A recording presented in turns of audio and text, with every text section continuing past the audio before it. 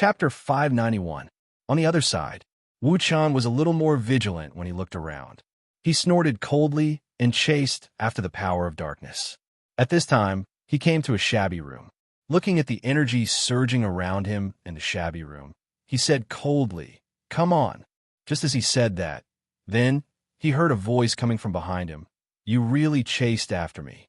That's great. Then, let me kill you right here. I'll take your body and become a real human." Dustless turned his head and looked over. He couldn't help but be stunned. That was a person with only half a face. Half of that person's face was that of a human, while the other half had a disgusting appearance of boiling flesh and blood, as if it had been boiled alive. He was 9 meters tall, with a saber hanging from his waist and a hideous ghost armor on his body. His appearance made people feel nauseous and disgusted. Dustless looked at the man in front of him and said indifferently, "Who are you? I've never seen you before." After hearing this, the man's ugly and disgusting face showed a cold smile and said, "You don't need to know who I am. You only need to know that I'll take your body and soul and become a real, powerful human. I'll become a god." Dustless felt strange. Why did this man's words not make sense? It was inexplicable. At this moment, the man laughed loudly. He suddenly pulled out his saber and slashed directly at Dustless. Dustless saw the man's saber slashing at him. He snorted and instantly activated the lightning armor.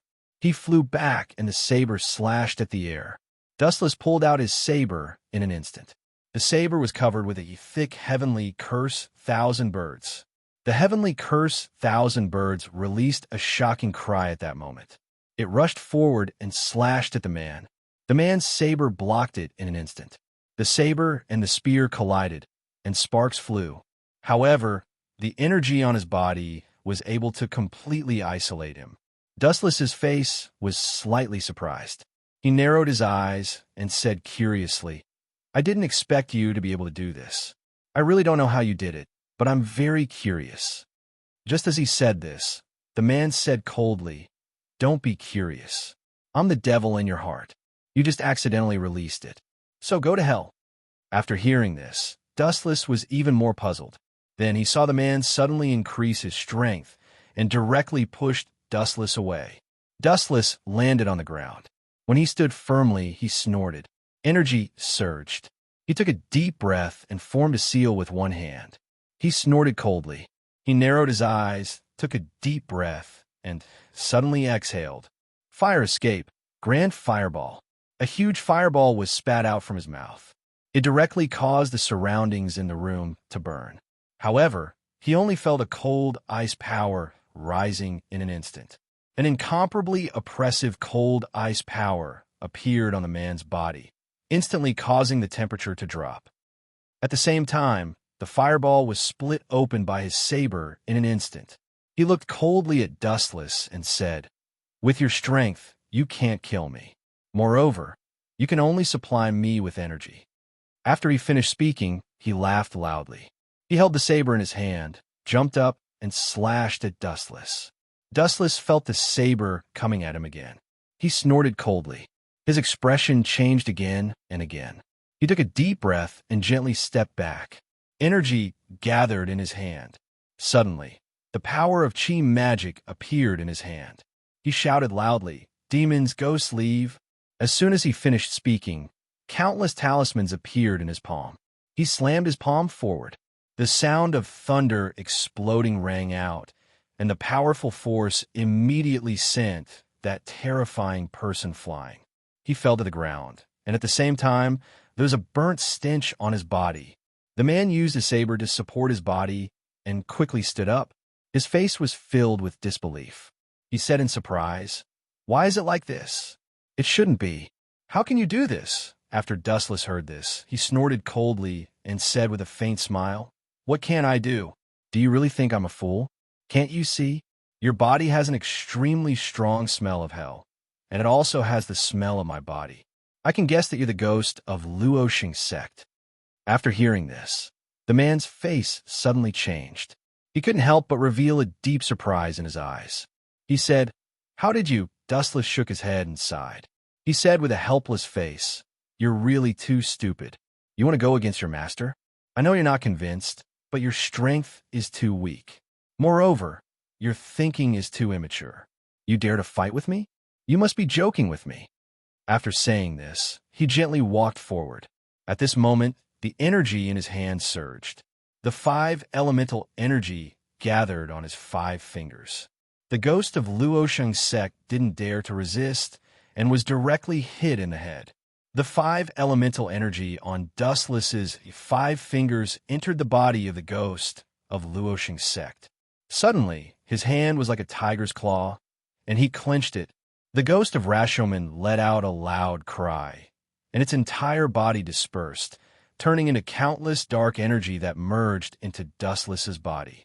At this time, Dustless coldly snorted. He shook off the blood on his hand and directly sealed the energy into his body. Of course, he used the power of chi magic. He coldly snorted and said, "I didn't expect to be able to attract such a bloody evil ghost. This is really interesting." He knew that there was another ghost of Luo Sheng's sect. Because he summoned 3 Luo Sheng sects, there should be another one that ran out. Thinking like this at this moment, in another final battlefield, everyone had already faced the final powerhouse, Ghost Dancer Wu Huai. The dancer ghost Wu Xie's face was cold and ferocious. His eyes were full of killing intent. When he looked at everyone, he was full of cold, killing intent. He coldly said, "Who do you think you are? You think you can kill me? That's impossible. No one can kill me. I'm immortal." He had been fighting with everyone for a long time. At the same time, he was a little tired, but the dark energy in his body forced him to endure. Chapter 592. Meduzi, who was in front of him, was the first to attack. She roared, "You bastard, go and die. A scourge like you should die quickly." After she finished speaking, a huge amount of dragon energy condensed in her hand. The moment the huge dragon energy appeared in her hand, she punched out. A disdainful smile appeared on Onishi's face. Dark energy surged on his body. Although his shirt was completely torn apart, revealing his strong muscles, he calmly waved his hand. Immediately, dark energy surged out. Dark blood hand. Instantly, an incomparably huge dark blood demon hand appeared on the ground. That was to stop the enormous dragon Chi. As a result, Meduzi was blocked, and she was even pushed back by a powerful aura. When Tanjiro heard that his sister's attack was thwarted, he coldly snorted and jumped up. At the same time, the blade in his hand spun and emitted light. "I won't forgive you." After saying that, he immediately slashed down with his blade. The blade carried a violent splash as it slashed down. After it slashed down, it instantly split the blood hand into 2. However, it was useless. More apprentices were born beside the crowd. One after another, dark soldiers were born. The dark soldiers immediately charged towards the crowd, causing a huge disturbance to the crowd. When Tanjiro saw the dark soldiers, he clenched his teeth and hurriedly retreated while protecting the crowd. At this moment, Tomioka Yoshiaki clenched his teeth and took a deep breath. His eyes slightly narrowed as he said, "It seems that this guy is determined to kill all of us here." Tanjiro also nodded and took a deep breath. He was already prepared to sacrifice himself, but the prerequisite was that he must defeat the enemy. He clenched his teeth and said, "No, we must quickly defeat him. If we continue to waste time like this, we won't have a good ending." At this moment, Meduzi was also slightly affected. The dark energy caused her eyes to become sharper. She hurriedly said, "The dark energy on this guy's body can have a slight effect on our strength." Just as she said that, Purgatory Xing Shoulang nodded. After killing the 2 darkness soldiers, he discovered that the energy in his body had become even more irritable and difficult to control. He couldn't help but have a headache as he said, "Indeed, it is indeed difficult to control." At this moment, Undying Kawa, who was already incomparably wild, was completely indifferent. He held the dark green blade in his hand and jumped left and right. He had already killed a dozen dark soldiers. However, he knew that these dark soldiers were created. At most, they would be consumed. But for him, it would be even more. At this moment, Honeydew Temple's Lee could not help but frown. Her eyes revealed a pondering look as she said, "This is even more troublesome. This guy seems to have an endless number of soldiers." At this moment, outside the final battle gate, my wife, Sean E., couldn't help but have a solemn expression on her face. Looking at her senior brother who had completely fallen, she felt a little helpless. My wife Shawnee took a deep breath and said, "Do we really have to guard this gate?" Her senior brother, Lingyu, revealed a malevolent expression. The corner of his mouth curved into a cold disdain. He looked at my wife Sean E. with a smile and said with cold mockery, "Aren't you the same as me now? I've become a ghost, and you've become neither human nor ghost. It's really disgusting. You were already very disgusting before. Now that you've become like this, it's really disdainful." My wife Sean Yee's words to her senior brother were completely unfounded. Lingyi took a deep breath and flew back 2 or 3 steps. Looking at the gate that his senior brother was guarding, he knew that it was the final battle gate. If he didn't go in and participate, then what was the point? How could he help everyone?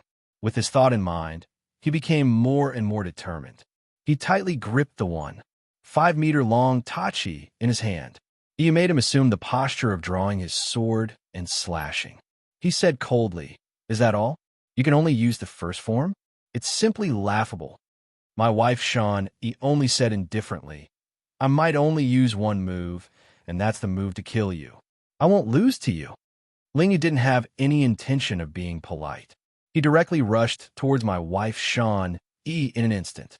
The moment he got close, a soft voice came out of his mouth. "Thunder Breath Second Form. Rice Soul." A powerful and surging power of thunder and lightning instantly erupted. My wife Sean directly used the tachi in her hand to block it and was forced back a dozen steps. He wasn't discouraged. Instead, he was sensing how strong his senior brother had become. Sure enough, he had become very strong. However, he wasn't discouraged. He only took a deep breath and said indifferently, "You've become a lot stronger, but to me, you're still not strong enough. You're still not strong enough." Lingyu was a bit angry. He gritted his teeth and took a deep breath. His eyes slightly narrowed as he coldly said, "Who do you think you are? You think you can teach me a lesson like that old man? Even if that old man is already dead. Who do you think you are? Who do you think you are?" When he said this, he angered Sean even more. However, it still allowed him to remain calm. My wife Sean took a deep breath and put away the tachi again. At the same time, her tears deepened and the mark on her face became even more serious.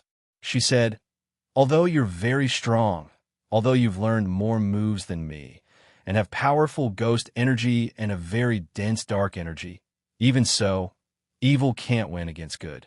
I definitely won't lose to someone like you." When he said this, it contained his acknowledgement of himself, but at the same time, it also contained his disdain for his fallen senior brother. His eyes revealed a bit of relief. In the past, he was despised by his senior brother, but he didn't dare to resist. He didn't understand why it was like that. Now that she thought about it, perhaps she was a bit jealous. Perhaps she was like a scoundrel who just wanted to find someone to vent her anger on. My wife Sean understood and said indifferently, "I will kill you here and wash away Master's humiliation. I will take back all of the thunder breath." When she said this, she coldly turned around and looked at Lingyu. Chapter 593. When Yu heard this, he couldn't help but sneer. His eyes carried a bit of disdain as he laughed out loud.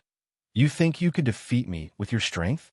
Even my wife Shawnee wasn't good with words, and he didn't plan on using words to speak. It was the stance of the thunderbolt flash. Immediately after, he took a deep breath and lowered his head. There was only a bit of pity in his eyes, but after he slowly closed them, there was no longer any pity. Instead, a shocking, murderous aura erupted from his body. Iyu's eyes were full of surprise. He couldn't help but be startled.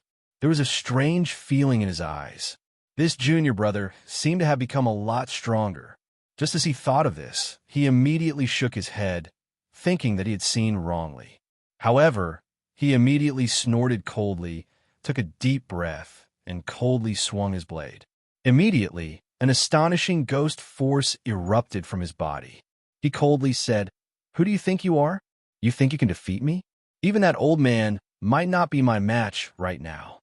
My wife Shawnee heard about the master and indifferently said, "Master is already dead."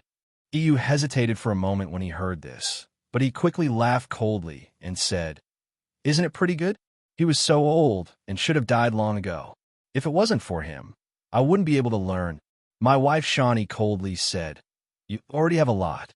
Unfortunately, you don't know how to cherish it. You only want more, that's all." EU was startled after hearing this. There was a bit of surprise in his eyes, and he didn't understand what his junior brother wanted to say. However, at this moment, he felt a vigorous, murderous aura erupt. He couldn't help but widen his eyes and take a deep breath. He made his move.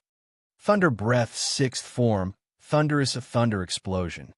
After he finished speaking, he directly made his move, but he was too slow. He had become a ghost, and his physical fitness had greatly improved. Moreover, he had obtained a portion of the power of darkness. However, he was still too slow, too slow. My wife Shawnee's speed was unimaginably fast. Poochie! A sound rang out. My wife Shawnee's speed was so fast that it was unbelievable. She immediately appeared behind EU. He slowly put away the knife and said coldly, "You have already lost." EU lowered his head and looked down. There was a very long, slanted cut from his chest to his stomach. The wound ran through his entire body. He knelt down, his eyes filled with fear. When he turned his head, my wife, Shawnee, coldly said the name of the move just now. Breath of Thunder, 8th form, Death Song. After saying that, suddenly, blood gushed out from the Lantern District like a beautiful flower. My wife Shawnee's face was as cold as ice. There was no change at all. There was only a cold, murderous aura on his face. Facing the murderer who killed his master, he no longer had any mercy. Even if it was his senior brother, so what? Killing the murderer was what he had to do. As for EU, he directly fell to the ground. His body turned into a faint energy that dissipated, and his soul also rose into the sky in confusion. Just as my wife, Shawnee, pushed open the door to the final battlefield, two strange voices sounded from behind. "Are you going in? The two of us have no intention of letting you in." My wife, Shawnee, turned around and saw the siblings. His expression became even colder as he said coldly, "So it's the two of you." The two siblings were naturally the prostitutes. Taro, Dancer Ghost's plan was to lure everyone into the final battlefield. Of course, after being lured in, no one could enter the final battlefield, and they would be the ones to stop the reinforcements. Inside, the dancing ghost demon would defeat everyone and devour them to become even stronger. Then they walked out of the final battlefield and killed all the reinforcements. The ones who stopped the reinforcements before that were the siblings. My wife, Shawn, looked at the brother and sister in front of her. She naturally knew that it would be very difficult for her to deal with two first-quarter moons. However, he knew that he had to kill these two people. He didn't want to let any ghost go. She took a stance, and her expression became very cold. At this moment, fallen concubine laughed loudly. Her face revealed a disdainful sneer as she said, "Who do you think we are? Do you think we will be easily defeated by you? Are you the same as your useless senior brother?" Just as she finished speaking, the belts on her waist instantly moved. Super 8 belt slash. Suddenly, several belts directly turned into wide blades and launched a fierce attack towards my wife, Shawnee. My wife, Shawnee, jumped and at the same time made a move. He didn't know any other Thunder Breath forms, except for the Thunderbolt Flash that he learned from his master. Since then, he had never learned any other moves. However, he created his own move because he knew that if he couldn't learn any other moves, he could only desperately create one. This was him, my wife, Shawnee. The blade was instantly unsheathed. The 1.5-meter-long blade was held with both hands and drew a big circle in the blink of an eye. My wife, Shawnee's eyes widened. In an instant, she loudly shouted, "Thunder Breath, 9 form, full moon, thunder." As soon as his words fell, countless bolts of lightning appeared beside him, directly shattering all the cloth blades that were flying over. Fallen Concubine received a terrifying power and couldn't help but be shocked. She quickly retreated. However, my wife, Sean E., who was in midair, instantly grasped her retreating speed. My wife, Sean Ye's waist was full of lightning flashing. She loudly shouted, "Thunder breath form, thunderbolt flash." Then, in that instant, a yellow light suddenly fell from the sky, and the broadsword directly slashed towards Fallen Concubine. Fallen Concubine Street was shocked. However, immediately after, they heard a cold and strange voice. "You want to kill my sister? You didn't ask me. You want to kill people, but you didn't ask me." The prostitute, Taro, really cared for his sister. In an instant, she flashed and took out 2 sickles. In an instant, she blocked the large blade and pushed it upwards. My wife, Sean E., was pushed away. She crashed twice in midair before landing on the ground. However, the blade had already returned to its scabbard. At the same time, she half-knelt on the ground, her hand holding the hilt. Chapter 594. Surd's expression froze. He had never seen such a crazed Blackbeard. Blackbeard's eyes glowed with a dim light, and his sinister smile was no longer as amiable as before. He had abandoned his human skin and was no different from an evil and filthy demon. The strange smile on the corner of his mouth made Thatch instinctively feel bad, and he stepped back subconsciously. Poochie, there was a sharp pain in his abdomen, and his face was as pale as paper. His eyes were wide open as he looked at the blunt weapon inserted into his abdomen. The one holding him was his most trusted Titch. His pupils were enlarged several times.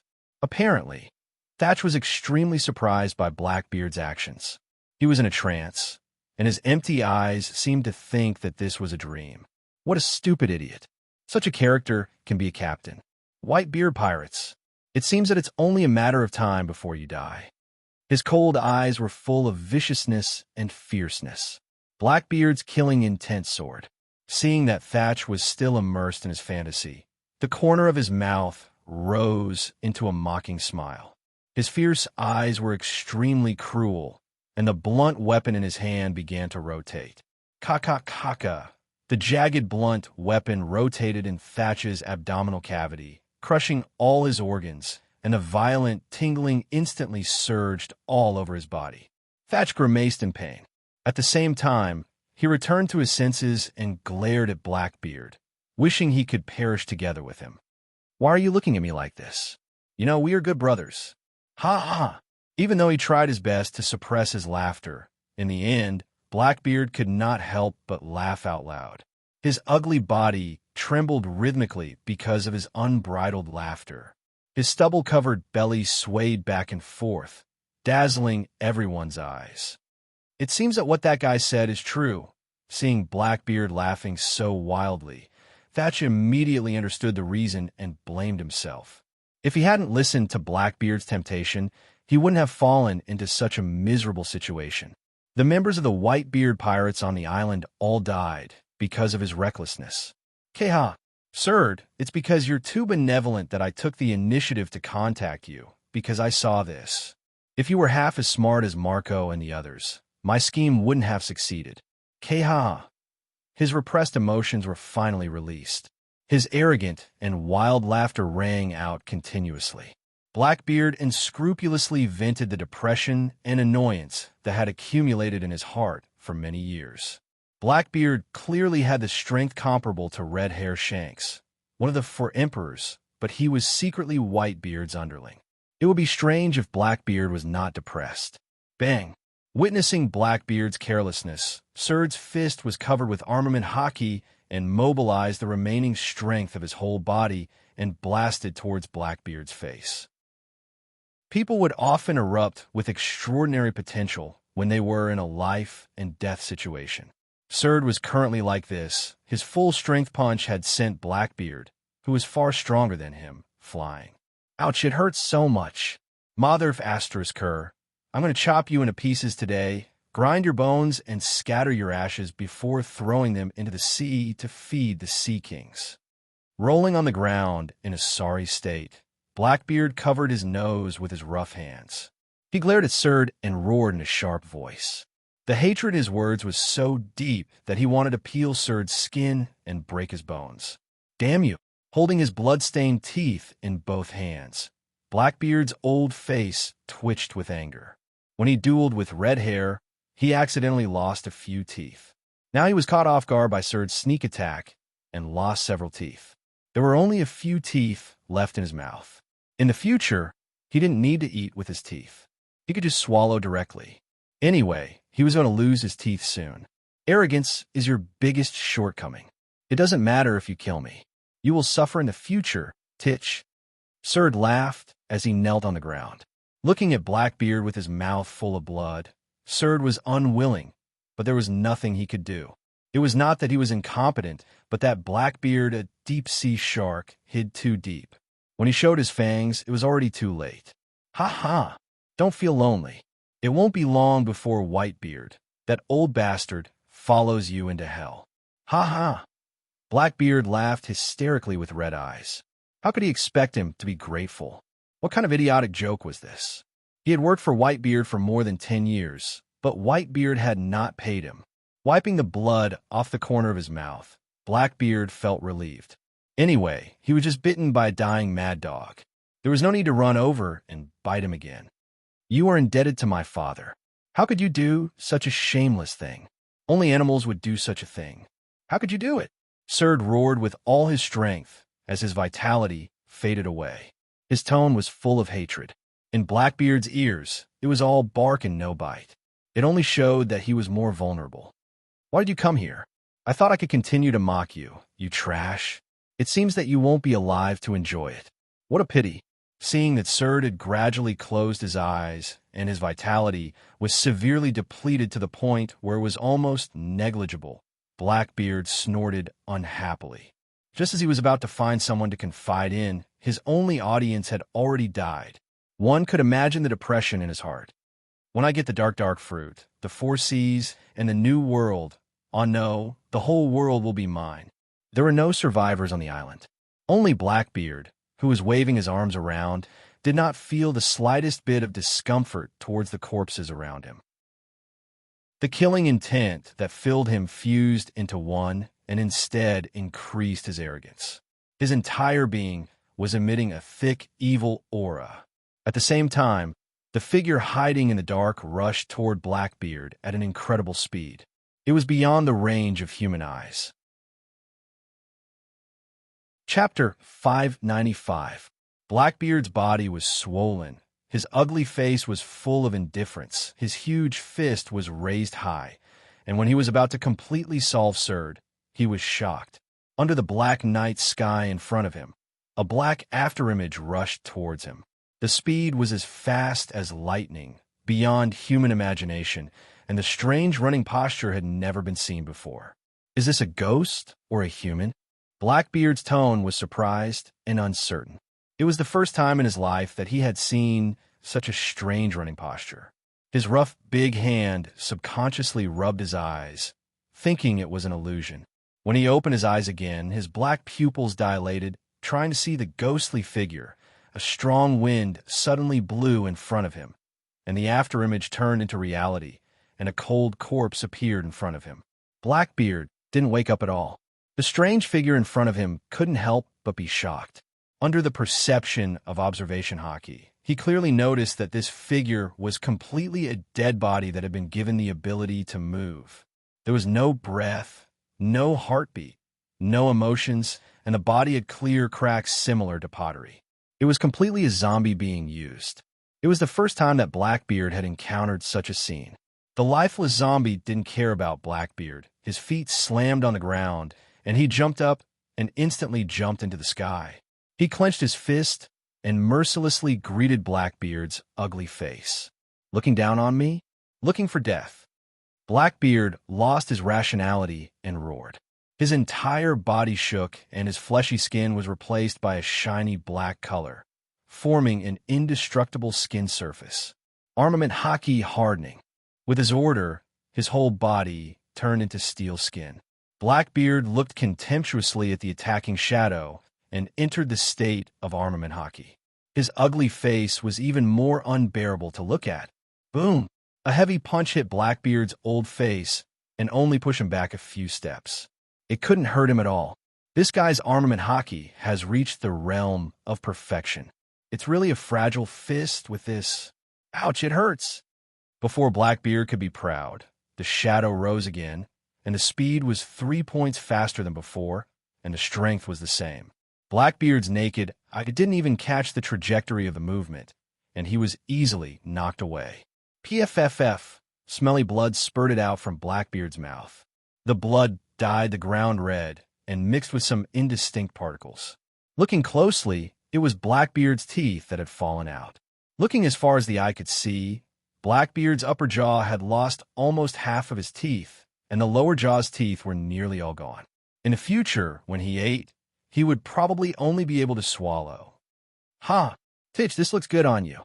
Surge suddenly opened his eyes and laughed wildly as he saw Blackbeard's miserable appearance. His face regained its redness, and his previously soft and weak voice was now full of energy. The scene of Blackbeard being brutally beaten was the best medicine for him. This was the final radiance of the setting sun, and Surd would die soon. "May I know your name?"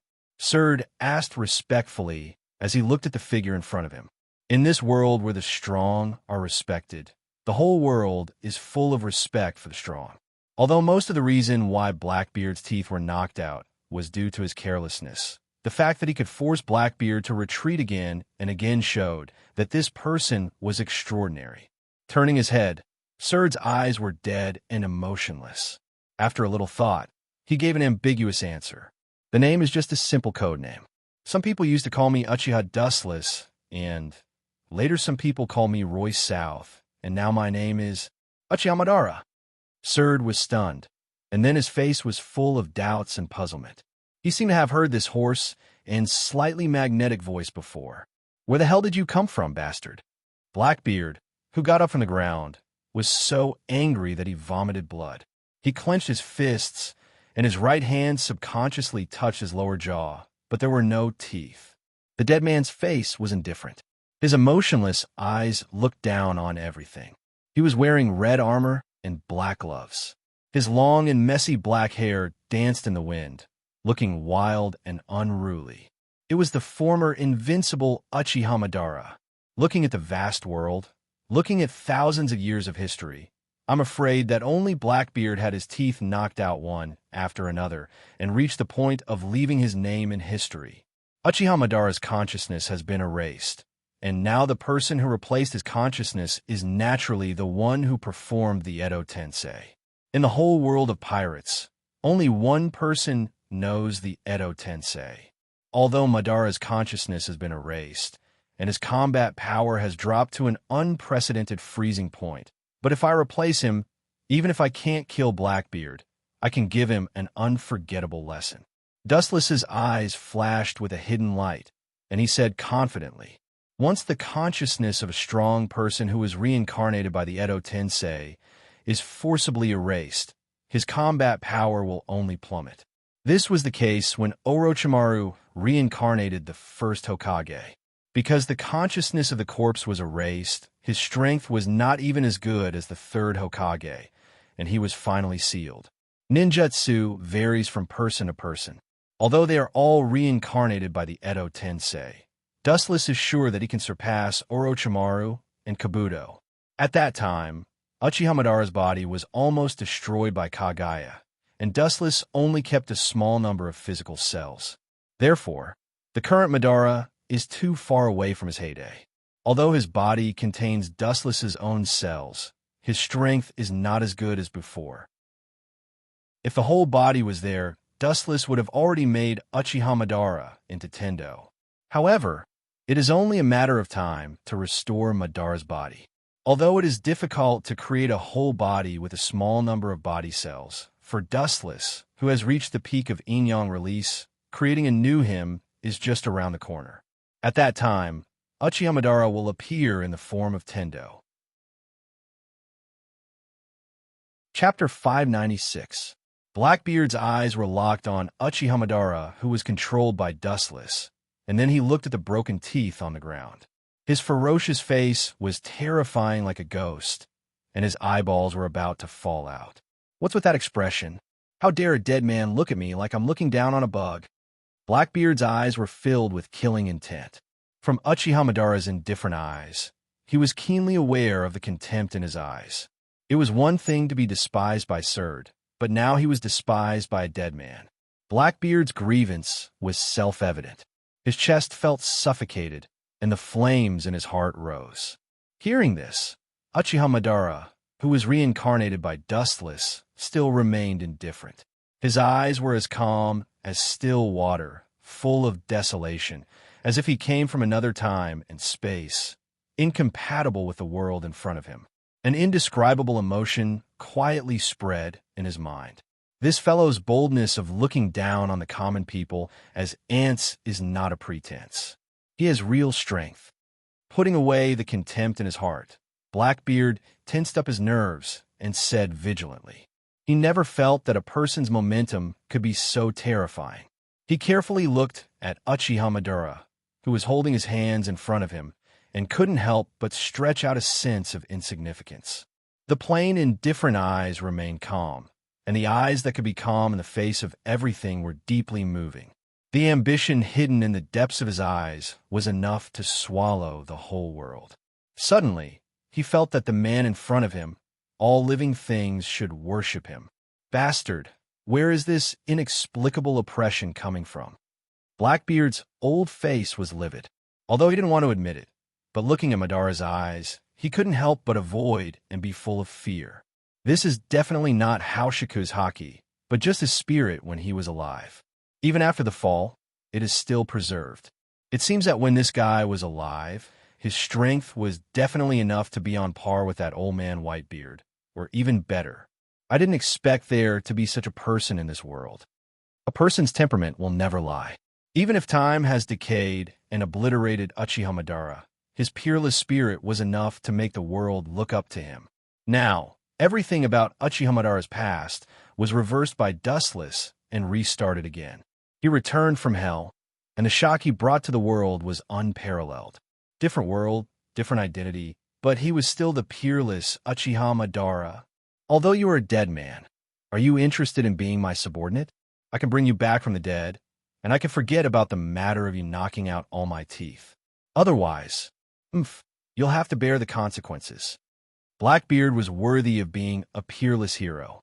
He abandoned his previous grievances and instead made empty promises to bend controlled by Dustless. At the same time, his harsh tone to tempt Madara and also warning, "Bring me back to life? A dabbler like you?" The corners of his mouth curled up into a playful smile, and his frozen expression loosened. His words caused Blackbeard to choke and cough. He casually said in a soft voice, "Have you ever seen a divine dragon roaming the sky and a little snake crawling on the ground dancing together?" Hearing this, Blackbeard's face suddenly twitched, and he wanted to slap himself. It was stupid and ignorant to draw a dead man to his side. If that's the case, then die for me again. Blackbeard sneered and did not hesitate to pull out the gun from his waist and aimed at Madara's head. His cheeks flashed with cold light, and he did not hesitate to fire several shots in succession. Bang, bang, bang. A burst of white smoke came out of the muzzle, and then several powerful bullets burst out, aiming at Madara's head. How can this kind of old weapon hit me? Madara closed his eyes and shook his head. He easily turned his head to avoid the incoming bullets. His movements were simple and skillful, agile and at ease. His nonchalant appearance invisibly mocked Blackbeard's ignorant actions. "There is one more, go to hell and die." As if he saw Madara's brain exploding, Blackbeard smiled cruelly and viciously. Naive, Madara's face was cold, and his closed eyes suddenly opened. Unlike before, the scene in his pupils changed dramatically, revealing the Scarlet 3 Tomo Sharingan. The bullet that moved extremely fast was as slow as a turtle crawling for a moment. He easily caught the bullet that was about to blow Madara's head and then crushed it easily. This guy's eyesight can keep up with the speed of the bullet. Blackbeard swallowed his saliva and said incredulously, "Predicting the trajectory of the bullet is very simple, and he can perceive it with his observation hockey. But to see it with the human eye and catch it with his bare hands is a bit shocking. Is it because of those eyes?" One evil feeling. Blackbeard looked at Madara's eyes with a little panic and said with a heavy depression, "A black shadow swept out of thin air," and Blackbeard, who realized the danger of Madara's imagination, chose to make the first move. In the blink of an eye, Blackbeard appeared in front of Madara like a monster, and his iron fist covered with armament hockey blasted toward him. This guy is still despicable. Dustless, who was secretly controlling Madara's consciousness, sneered again and again, and his scarlet eyes connected together, and the three tomo in the eye sockets were connected by a circular coil and turned into the eternal Manjikyu Sharingan. Kensusunu, the evil brilliance erupted, and the materialized chakra condensed and closed. Unlike Dustless's golden chakra, this chakra color is unique to dark blue, which is Madara's own power. Boom! Madara's fist fell on the giant skeleton, and his arms suddenly shook, and he immediately looked up at the dark blue light, and the scene reflected in his eyes was filled with blue. Insignificant, in addition to insignificant, there's only dust in the ocean, not worth mentioning. Looking at Blackbeard, who was close at hand, Madara raised his eyelids indifferently and looked at him with pity. His eyes were not as indifferent as before, but with sympathy, and then shook his head. It's too far. Even if it's one step away, it's actually the end of the world. Chapter 597. Seeing that the blue light was as motionless as a mountain, no matter how much strength he exerted, Blackbeard hurriedly retreated, looking at the blue light covering the sky with a little fear. It seemed that it was not safe to retreat for more than 10 meters, and he retreated a few steps in succession before he was relieved. Covered by the evil light, Blackbeard had a sense of suffocation, and his breathing was abnormal. This oppression that he had never felt before was directly oppressive to Whitebeard. Kensusanu's vicissitudes of life made Blackbeard deeply moved. Every time he was shrouded by the light, his hair would tremble uncontrollably. Everyone said that he was evil, but the person in front of him was obviously the source of evil, a great villain above him. "What the hell is this?" Blackbeard exclaimed, with a subtle sharpness in his tone, which made people's ears numb. He had seen countless strange abilities with the Whitebeard pirates throughout his life, but this was the first time he had seen such a behemoth. The worst thing was that the giant's limbs were clearly uneven. It was obvious that he was not at his limit yet. Perhaps when he unfolds his complete state, he has exceeded the world's understanding of the concept of height. Blackbeard secretly guessed. His voice was very hoarse, with a hint of timidity. His eyes fell on Madara in Kensusanu. Seeing his indifferent eyes, the fear in Blackbeard's heart was swept away. Although Madara's eyes did not point directly at him, Blackbeard knew that he was despising him. Is it useful to retreat? Kensusanu's attack ignores the distance. There is no escape. It is useless to escape to the ends of the earth. The strong blue arm erupted with chakra, and a huge long sword suddenly emerged in it. The sword was rough, but it showed the powerful edge of the earth, which made people dare not underestimate it. Staring in the direction of Blackbeard, Madara did not hesitate to raise his sword. Whiz! The wind at the tip of the sword came out, and the awe-inspiring waves easily tore the surface of the ground like tearing paper, revealing the dark depths of the ground. Ka-ka-ka! The huge mouth swallowed Blackbeard, and the unstoppable posture made Blackbeard's face change greatly. Like a frightened rabbit, he fled in a hurry to avoid the annihilation of the crack. Blackbeard, who was defeated, could only die. Although I expected the numbers to drop, it's still beyond my imagination to drop to such an extent.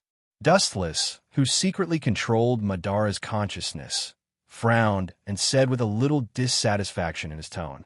He could only sigh helplessly. This is the case with Edo Tensei. The flesh of the reincarnated person was especially important. Dustless only used a small number of cells, and the power could be imagined. The second was his own consciousness. Forcibly erasing Madara's consciousness had already reduced his level of strength. Kinsusinu was obviously a mature form, but the power it could unleash was less than 1/10 of its original power. Even though its attack power was still extremely exaggerated and terrifying, it was a world of difference compared to its peak form. Both its attack power and defense power were the same.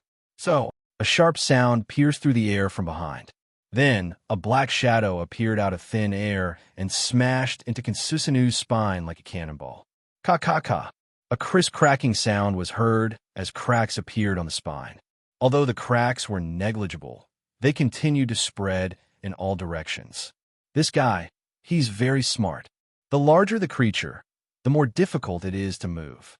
Blackbeard chose to attack from behind, which was a smart move. The back was the weakness of any creature.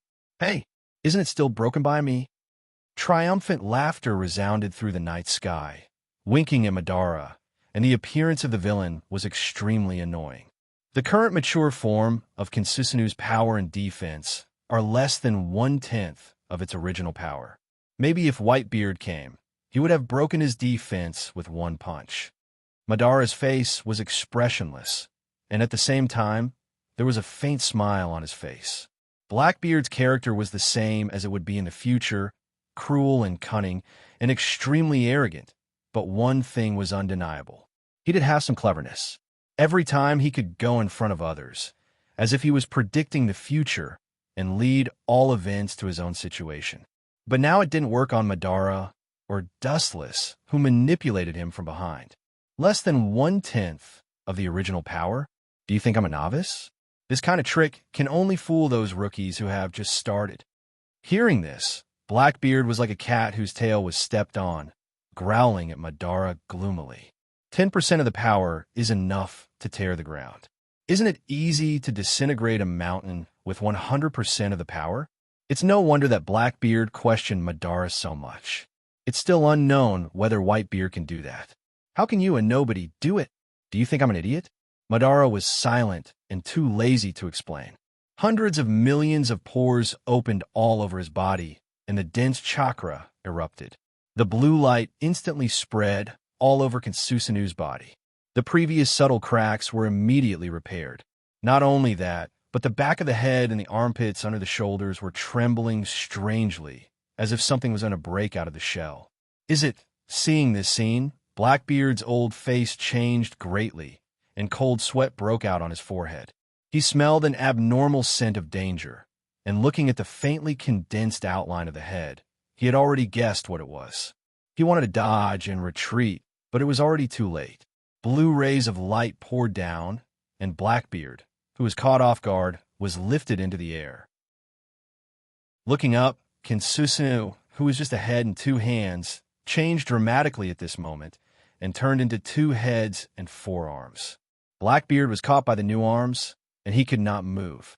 He was casually caught in the hands of Madara, and he was dizzy. Madara's eyes looked at Blackbeard playfully, and he smiled.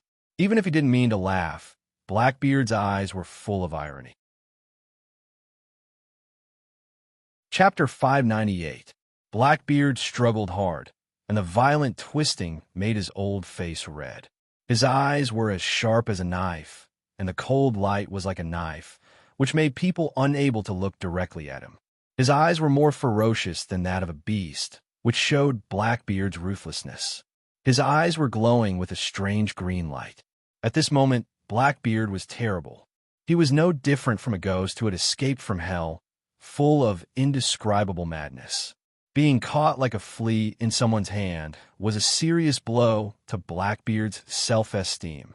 Despite the defense of armament hockey and being caught by Kinsusinu's powerful fingers, Blackbeard didn't feel any pain, but the mental blow was unparalleled.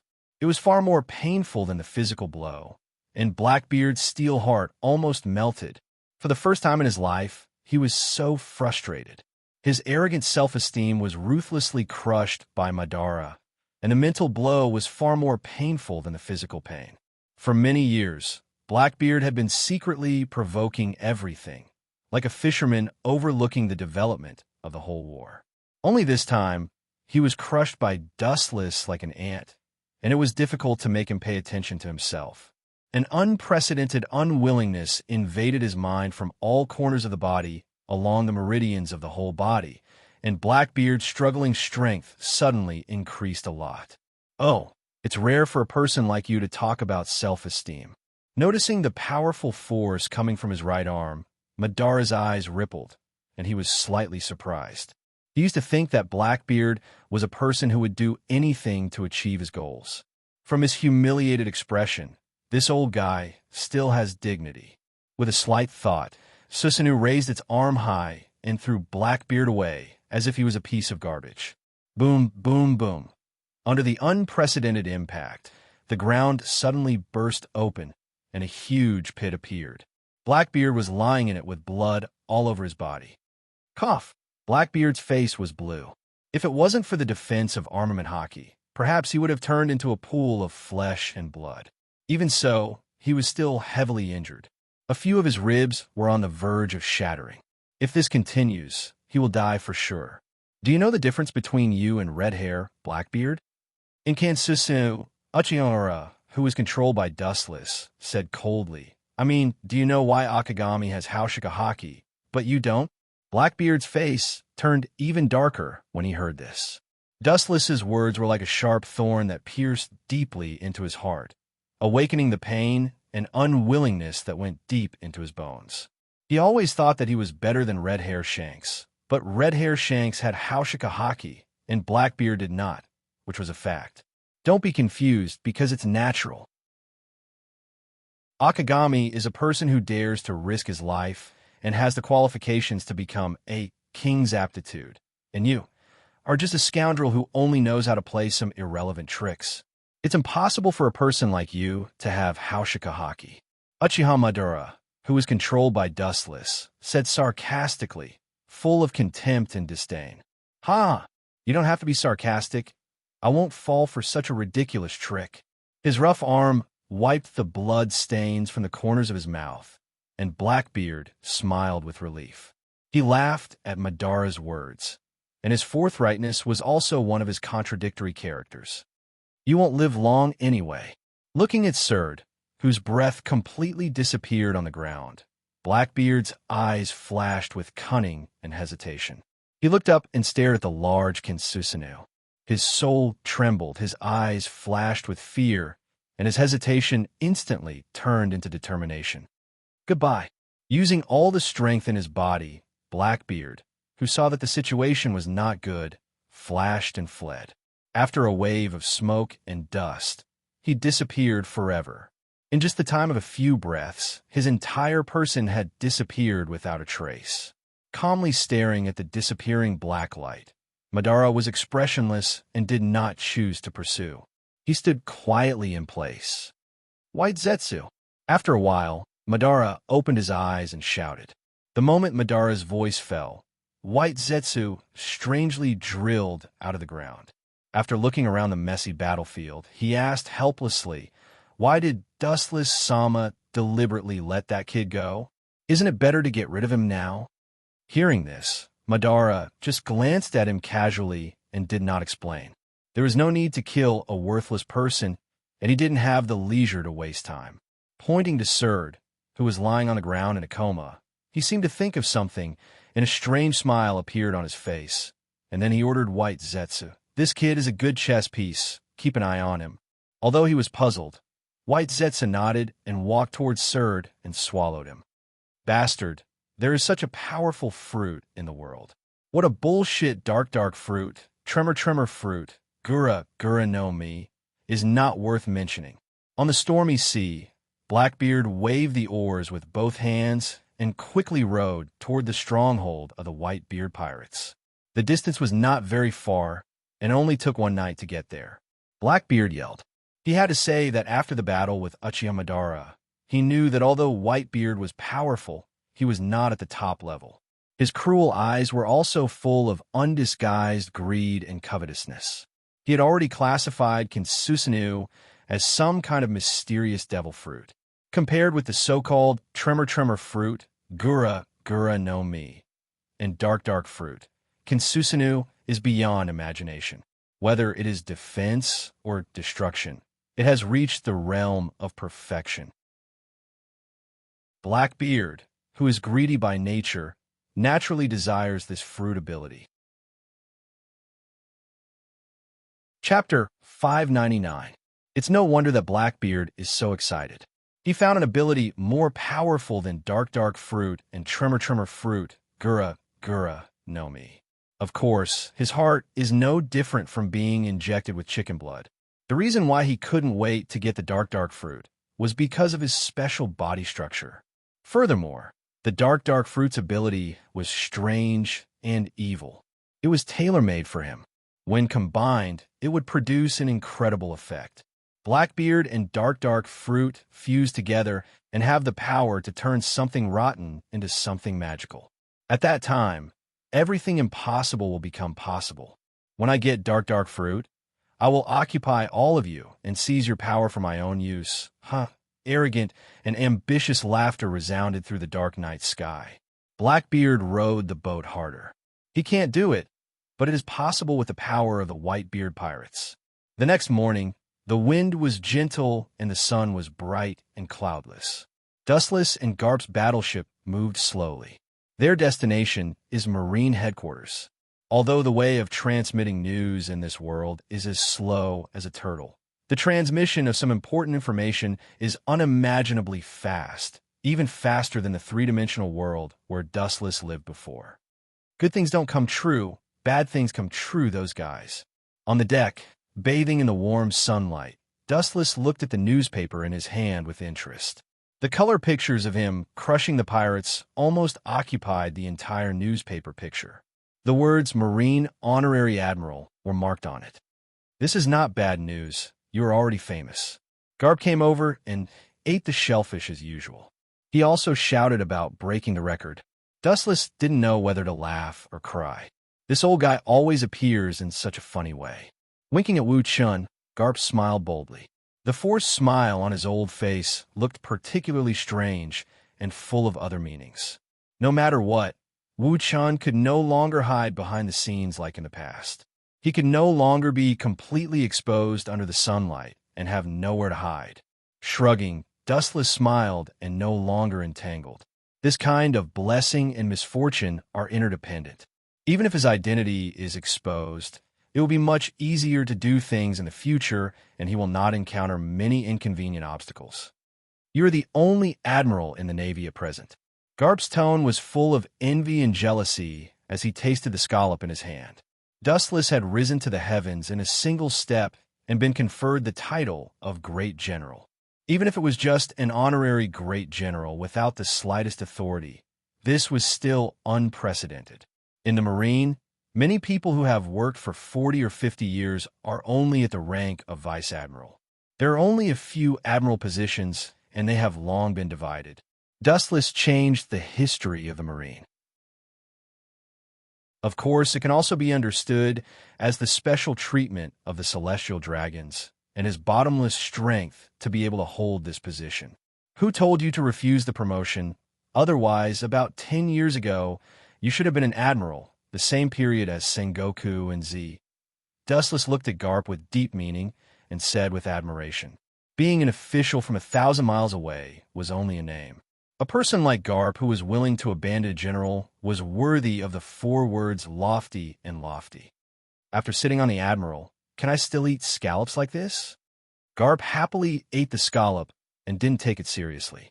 Fame and fortune were nothing but fleeting clouds to him. They were dispensable. By the way, your Marine headquarters will soon promote the 3 of them to admiral. The thread of conversation suddenly turned, and Wu Chun asked quietly. The 3 people in his mouth are naturally Kazan, Akiji, Sakazuki, Akainu, and Borsellino Kazu, the 3 future admirals. Hearing this, Garp suddenly stopped eating and then nodded seriously. He didn't hide it and said bluntly, "This is the meaning of Sengoku and those 5. You can be promoted to admiral. The 3 of them are also decades old. Why can't they?" Garp stared at Dustless and smiled. Dustless's qualifications can be ignored, but he still ascended to the position of admiral. Kazan and the other two are also veterans of the Marine, and they have been in the position of Vice Admiral for many years. Their qualifications are far above Dustless, and their strength is comparable to an admiral, so they can indeed go further. This is also true. Dustless nodded slightly. Although these words are unpleasant to hear, it is true. The identity of an honorary admiral of the Marine was suddenly exposed. For the whole world, it was like a rock falling into the sea, splashing huge ripples. Some people who didn't know the truth even laughed and ridiculed that the Marine used this to keep up appearances. Dustless's skin was white like jade. His facial features were exquisite, and there was an indescribable noble aura between his eyebrows. At first glance, he looked like a noble son of a wealthy family.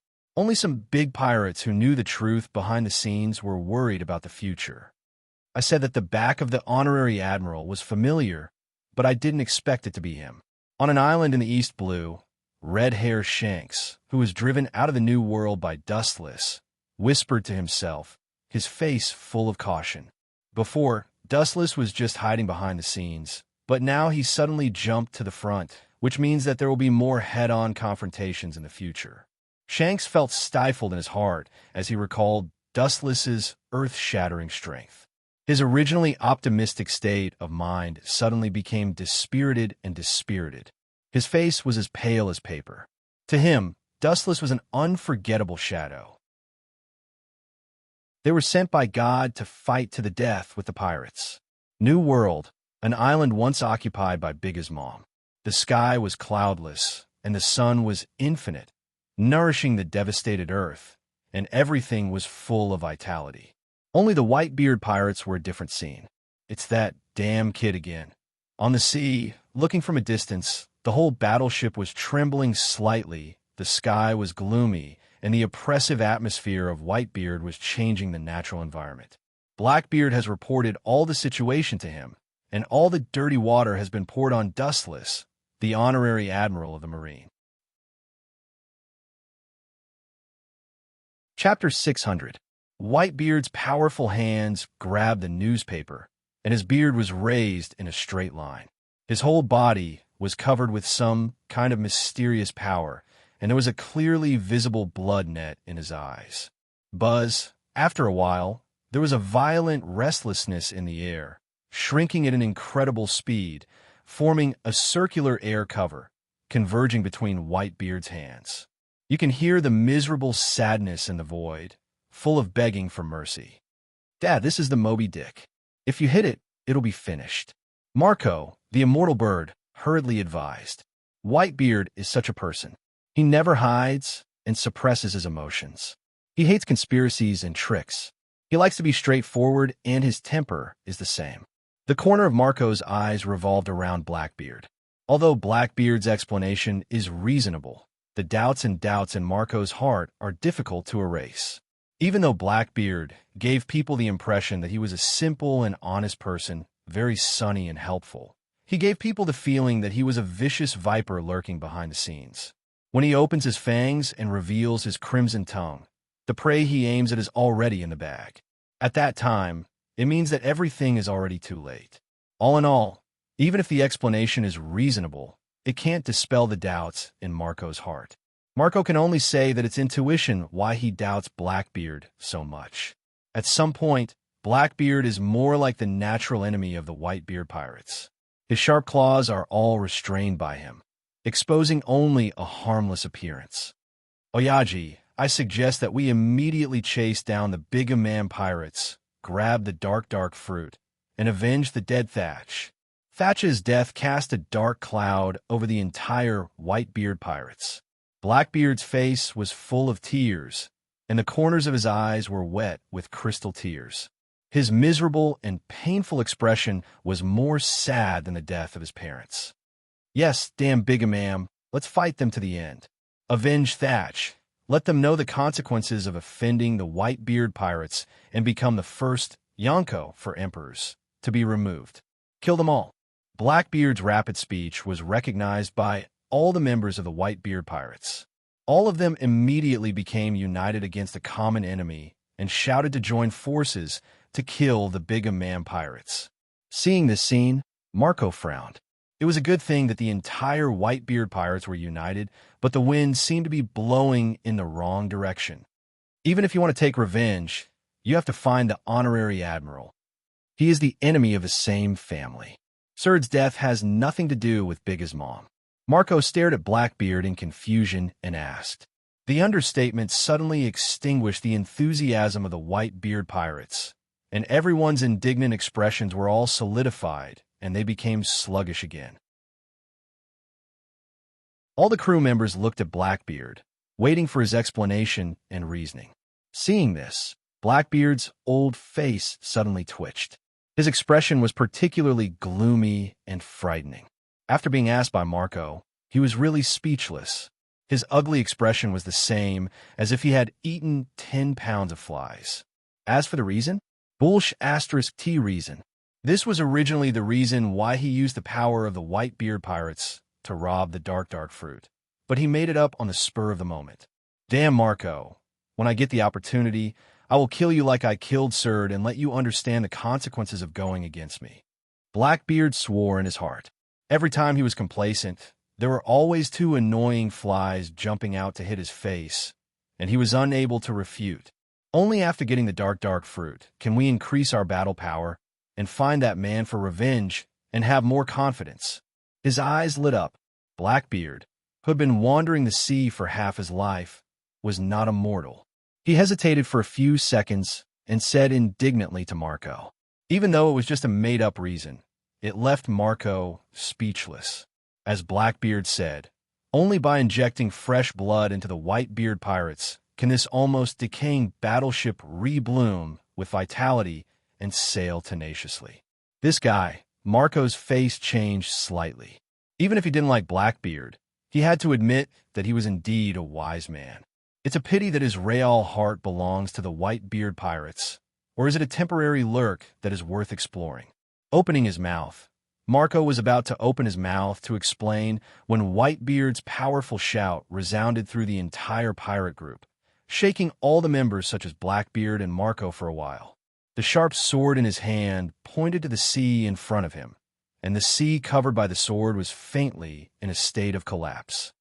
Everyone, the almost blood-red pupil, stared at the distant sea, and he seemed to see Bigu's mom drinking tea. The cold, killing intent filled the entire sea, causing the sea to freeze exaggeratedly. Seeing this scene, Blackbeard's breathing became heavy, and his expression was full of morbid excitement. Just when he thought that Whitebeard was going to fight to the death with Bigu's mom, the next sentence directly sent him from the clouds to hell. Retreat. The roar of resentment and unwillingness resounded through the endless sky, and the lazy clouds in the sky were erased by Whitebeard's sorrowful cry. The sword in his hand slammed on the deck, and the Moby Dick trembled fiercely, and a wave swept up on the surface of the water and slapped towards the surrounding islands. All the members of the Whitebeard pirates were stunned, including Marco and Blackbeard. Sorry, Thatch, I can't take the entire Whitebeard pirates into the net. That guy may have personally weaved a big net for the Whitebeard pirates. People should have self-knowledge. Whitebeard was not an idiot. He knew what would happen if he rashly attacked Mariewa, where Dustless was. If the Gorosei, 5 Elder Stars, join forces, I'm afraid that he will be killed in 100 moves or so. At that time, the Whitebeard pirates will also be able to catch a turtle in a jar, and this is still the case where Dustless doesn't do anything. Attacking Mariewa. This is a bloody and cruel war. No, this is not a war. The definition of a war is a war between the 2 sides. Attacking Mariewa is just an unequal massacre. It's just a unilateral annihilation. Chapter 601. The unilateral trampling and annihilation of the Whitebeard pirates may sound alarmist and appalling, but it is an undeniable fact. The world government is not as bad as imagined, and the Whitebeard pirates are not as powerful as imagined. So far, the only one who can fight in the Whitebeard pirates is the old Whitebeard. Everyone else is a rising star in the future, but they are still young, and there is no one who can deal with the Marine Admiral level. On the other hand, the other pirates, Big Imam, 100 Beast Kaido, and Red Hair Shanks, although these people are not as good as Whitebeard, they are younger, especially Red Hair, who is only in his 30s, and there is still the possibility of infinite progress in the future. 100 Beast Kaido and Big Imam are also younger than Whitebeard by 10 or even 20 years. Now Whitebeard's body is also going downhill, and it is getting worse day by day. Looking at it, there is almost no one who can support the Whitebeard pirates in the future. Thinking of this, Whitebeard felt sad and lonely. Even if Old Tiger's power is still there, one day his feet will step on the ground and his deterrence will disappear. At that time, the Whitebeard pirates will become food in the hands of countless jackals and wolves. "Father, aren't you a bit alarmist?" Marco whispered as he carefully approached Whitebeard. At the same time, he handed a large jar of white wine to Whitebeard. Hearing this, Whitebeard just glanced at Marco and didn't speak. He took the wine handed to him and poured it into his mouth. It seemed that this was the only way to relieve the depression in his heart.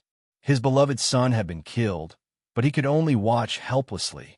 It was easy to imagine how he felt.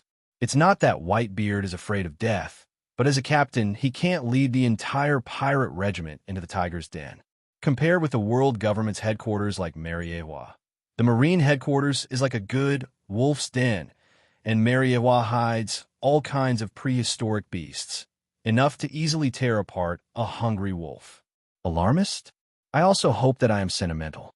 With a sigh, Whitebeard said hopefully, if time can go back, he will not listen to Roger's inside story. In fact, sometimes ignorance is also a kind of happiness. If he could, how he wished that he did not know some truths and was still the old Whitebeard. It was all that damn Roger's fault for telling him the truth. This caused him to become hesitant in everything he did. He had to consider the consequences of everything he did, especially when this was only the strength of the world government. Behind the scenes, the celestial dragons who control the world are low-key lurking in the dark, invisible big hands covering the world. Even the highest power in the world is just their lackey. Of course, these dogs were occasionally disobedient, and sometimes they would do things against the will of the celestial dragons. In fact, this was human nature. Once their wings had hardened, no one was willing to continue doing things without saying anything. The 5 honored stars were also ambitious people. It was obviously impossible for them to be silent lackeys for the rest of their lives. Are you referring to celestial dragons? With a flash of understanding in his eyes, Marco asked absurdly. It is well known that the celestial dragons are a group of idiots, and they're not even as good as normal human beings. Whitebeard didn't want to say more. These people are still too young and immature. Knowing some secrets will only make them feel desperate and lose their ambition. The celestial dragons are all idiots. What means did they use to unify the world 800 years ago? In today's world, what means did they use to make the 5 honored stars willing to crawl? Whitebeard is too lazy to explain these unknown secrets. If they know more, they may lose their motivation. In that case, the gains are not worth the losses. Throughout the New World, as well as throughout the 4 seas, people are talking about the new Marine Admiral. His reputation is also very different. Some people think that he is worthy of the name. After all, there are pictures in the newspaper of Dustless defeating the remnants of the Whitebeard pirates with overwhelming strength. Similarly, some people think that this is Marine's face. The reason is that Dustless is too young. He is only in his early 20s, but he became an admiral of the Marine. Although he is an honorary admiral, it is difficult to accept that he has no power. After a few days of bumpy sailing, Dustless and Garp finally arrived at their destination, the Marine headquarters, Marlin. The only thing that disappointed Dustless was that the old guy Whitebeard understood the meaning of watching the fire on the other side of the river. He led the entire Whitebeard pirates back to the island where they were originally stationed, and the hatred of Surd's fall was left behind. There is still a long time in the future, and Whitebeard also knows the simple truth that it is not too late for revenge. In the office that belongs to the Admiral, Dustless stood in front of the window, overlooking the Marlin surrounded by battleships. Below, there are countless Marines training, carrying out the necessary daily training. The one who trained the new recruits was the retired General Z. What is the movement of the dark fruit? Dustless whispered in the empty room. A dark shadow stepped out of the darkness. It was White Zetsu, who was all white. He reported truthfully, "It is still in the hands of Bigamam, but I am afraid it will not be long before it will be eaten by the subordinates." White Zetsu's face was very ugly. This is the strongest fruit he has tried his best to find. Now that it has fallen into the hands of Bigamam, this is a disguised enemy. That's for the best. Go and tell Hawkeye to try his best to retrieve the dark fruit. Otherwise, find a suitable opportunity to secretly kill the person who ate the dark fruit. A cold light flashed in his eyes as Dustless ordered expressionlessly. No matter who it is, he can't let Bigamam and Whitebeard benefit. Dustless's carefully planned trap will be in vain and become meaningless. White Zetsu nodded and then found the dark corner again and disappeared into the depths of the ground like a ghost. Chapter 602. It's too late to weaken the Whitebeard pirates and the Bigamam pirates. Dustless won't improve their overall strength in a disguised way. This is tantamount to digging his own grave. The whole world is so big. The second half of the new world is almost in the shadow of the Yonko for emperors. If he wants to establish a foothold in the new world, the first thing to bear the brunt of is the pressure from the Yonko for emperors. Only by dealing with them can he be at ease to dominate the world. Knock, knock, knock. While pondering, there was a sudden knock on the door, and Dustless's thoughts were pulled back. "Come in." Creak. The door was gently pushed open, and a tall, strong man with a white face and a handsome appearance appeared in front of him. He gave people the feeling of sunshine, confident and gentle. But what makes Dustless most concerned is that he actually knows this person. "Your name is Smoker?"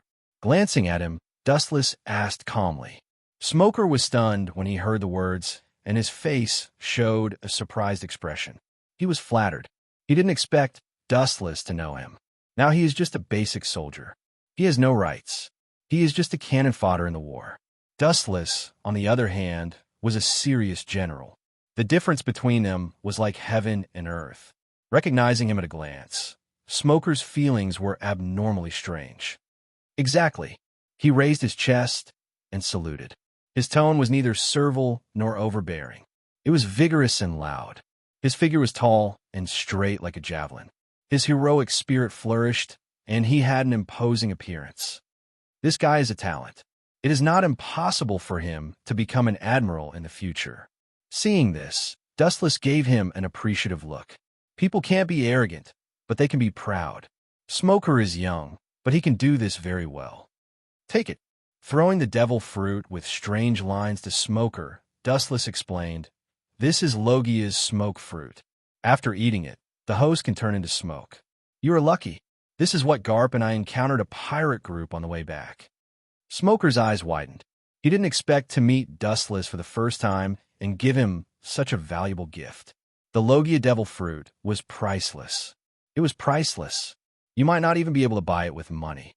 "There's no need to thank me. This devil fruit is just a burden in my hands. It can't be used. Besides, it was Vice Admiral Garp who robbed it. It should belong to the Marines." Dustless said indifferently, "The ability of the smoke fruit is good, but Dustless has no use for it. Not to mention that this is only temporarily given to him by Garp. Now that he has given it to the Marine, it can be considered as returning it to its rightful owner." "What did you call me here for?" Dustless asked as his gaze fell on Smoker's face. His sluggish eyes quickly converged, and Smoker sorted out his thoughts. "Sengoku wants to see you. As for the reason, speaking of this," Smoker's tone stopped. "Now he is just a small soldier, and he is still too far away from spying on the confidential identity of the Marines' high-level officials. The weasel paying a New Year's greeting to the chicken is not good. I guess it's about Doflamingo." After thinking for a few seconds, Dustless secretly guessed and faintly understood the intentions of Sengoku. Among his forces, only Doflamingo, a mad dog, is stirring up trouble everywhere. There is no wall in the world that doesn't leak and the chance of deceiving the world without anyone knowing is 0. In particular, Doflamingo used the birdcage on the entire Dressrosa, but even so, Sengoku is not qualified to interrupt. Shichibukai can plunder the world and not be wanted by the Marine, which is guaranteed by the 5 Mariewa. Suddenly finding Dustless, it is estimated that he wants to stop Doflamingo's actions from him. Knock, knock, knock. A dull knock on the door sounded. Sengoku raised his eyebrows slightly and immediately said, "The door is not locked, come in." Raising his eyes, he saw Dustless. Sengoku's old face suddenly flashed with surprise. He didn't expect Dustless to be so rule-abiding. At first, he thought that Dustless would break the door like Garp. After all, Dustless's strength is not lower than his, and his status is not lower than his. Overall, his data completely beats Sengoku, and he can be so rule-abiding is completely giving him face. Dustless's next sentence suddenly made Sengoku's slightly smiling old face collapse. His face was full of bitterness and wonder, and his heart was replaced by a haze. After you became the fleet admiral, the 4 seas were calm, and the New World's imposing pirates made peace. The recent Yonko for emperors also quietly retired. The name of Fleet Admiral Sengoku has spread to all corners of the world, and the world is talking about it. Dustless's compliment did not make Sengoku happy, but his face was gloomy.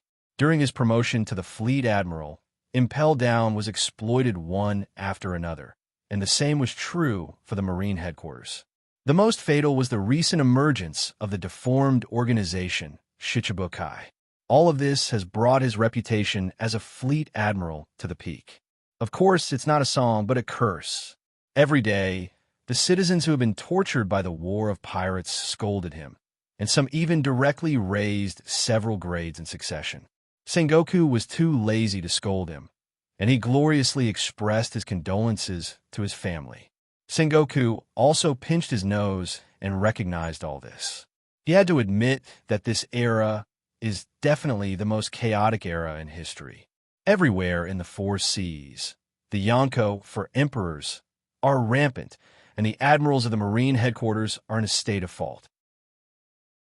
As a last resort, the evil organization Shichibukai was established to suppress pirates with evil.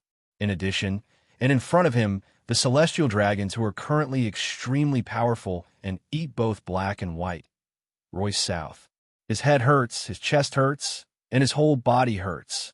When he thought of it, Sengoku was speechless for a while, and his heart was full of resentment. It was obvious that the enemy was in front of him, but he could only endure it. Not only that, but he also had to squeeze out a smile to accompany him. He could only eat losses.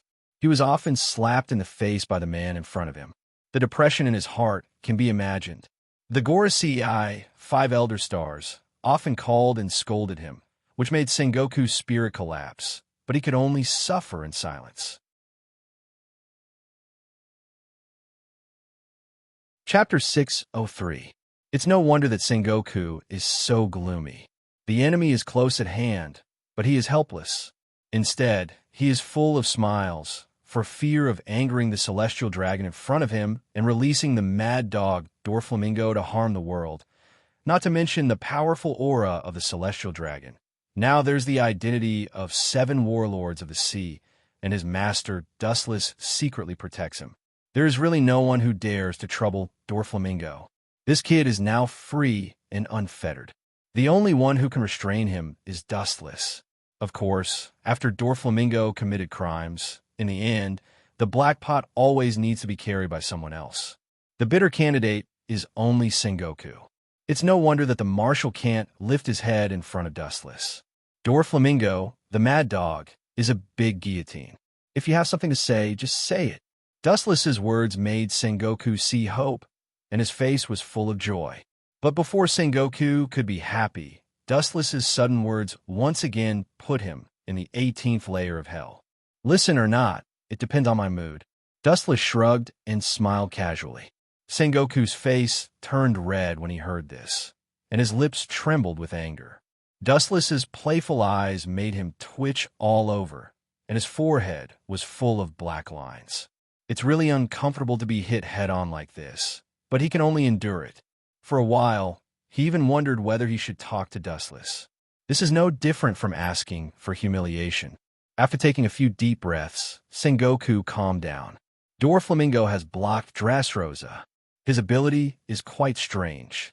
Din Mushi can't communicate with the outside world. It is no different from the closed dead island.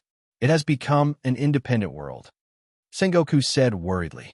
Since knowing the identity of Doflamingo's Tenryubito, Sengoku knew what his intentions were. Taking advantage of the situation to take back the throne that was given hundreds of years ago. The martial means? Dustless asked calmly as he sat on the sofa. The cells in his mind accelerated, and in just a few seconds, he guessed Sengoku's intention. At the moment, he just shook his head disapprovingly. If he wants Doflamingo to give up his dream, it's better to cut him with a knife. This was unrealistic and unscientific. If I'm not wrong, his goal should be Dressrosa's throne. I hope you can stop him. His awe-inspiring eyes fell on Dustless, and Sengoku said in a deep voice, "He is now one of the 7 warlords of the sea, and King Dressrosa is useless to him. He is an evil pirate, and I am a righteous marine. How can I stop this?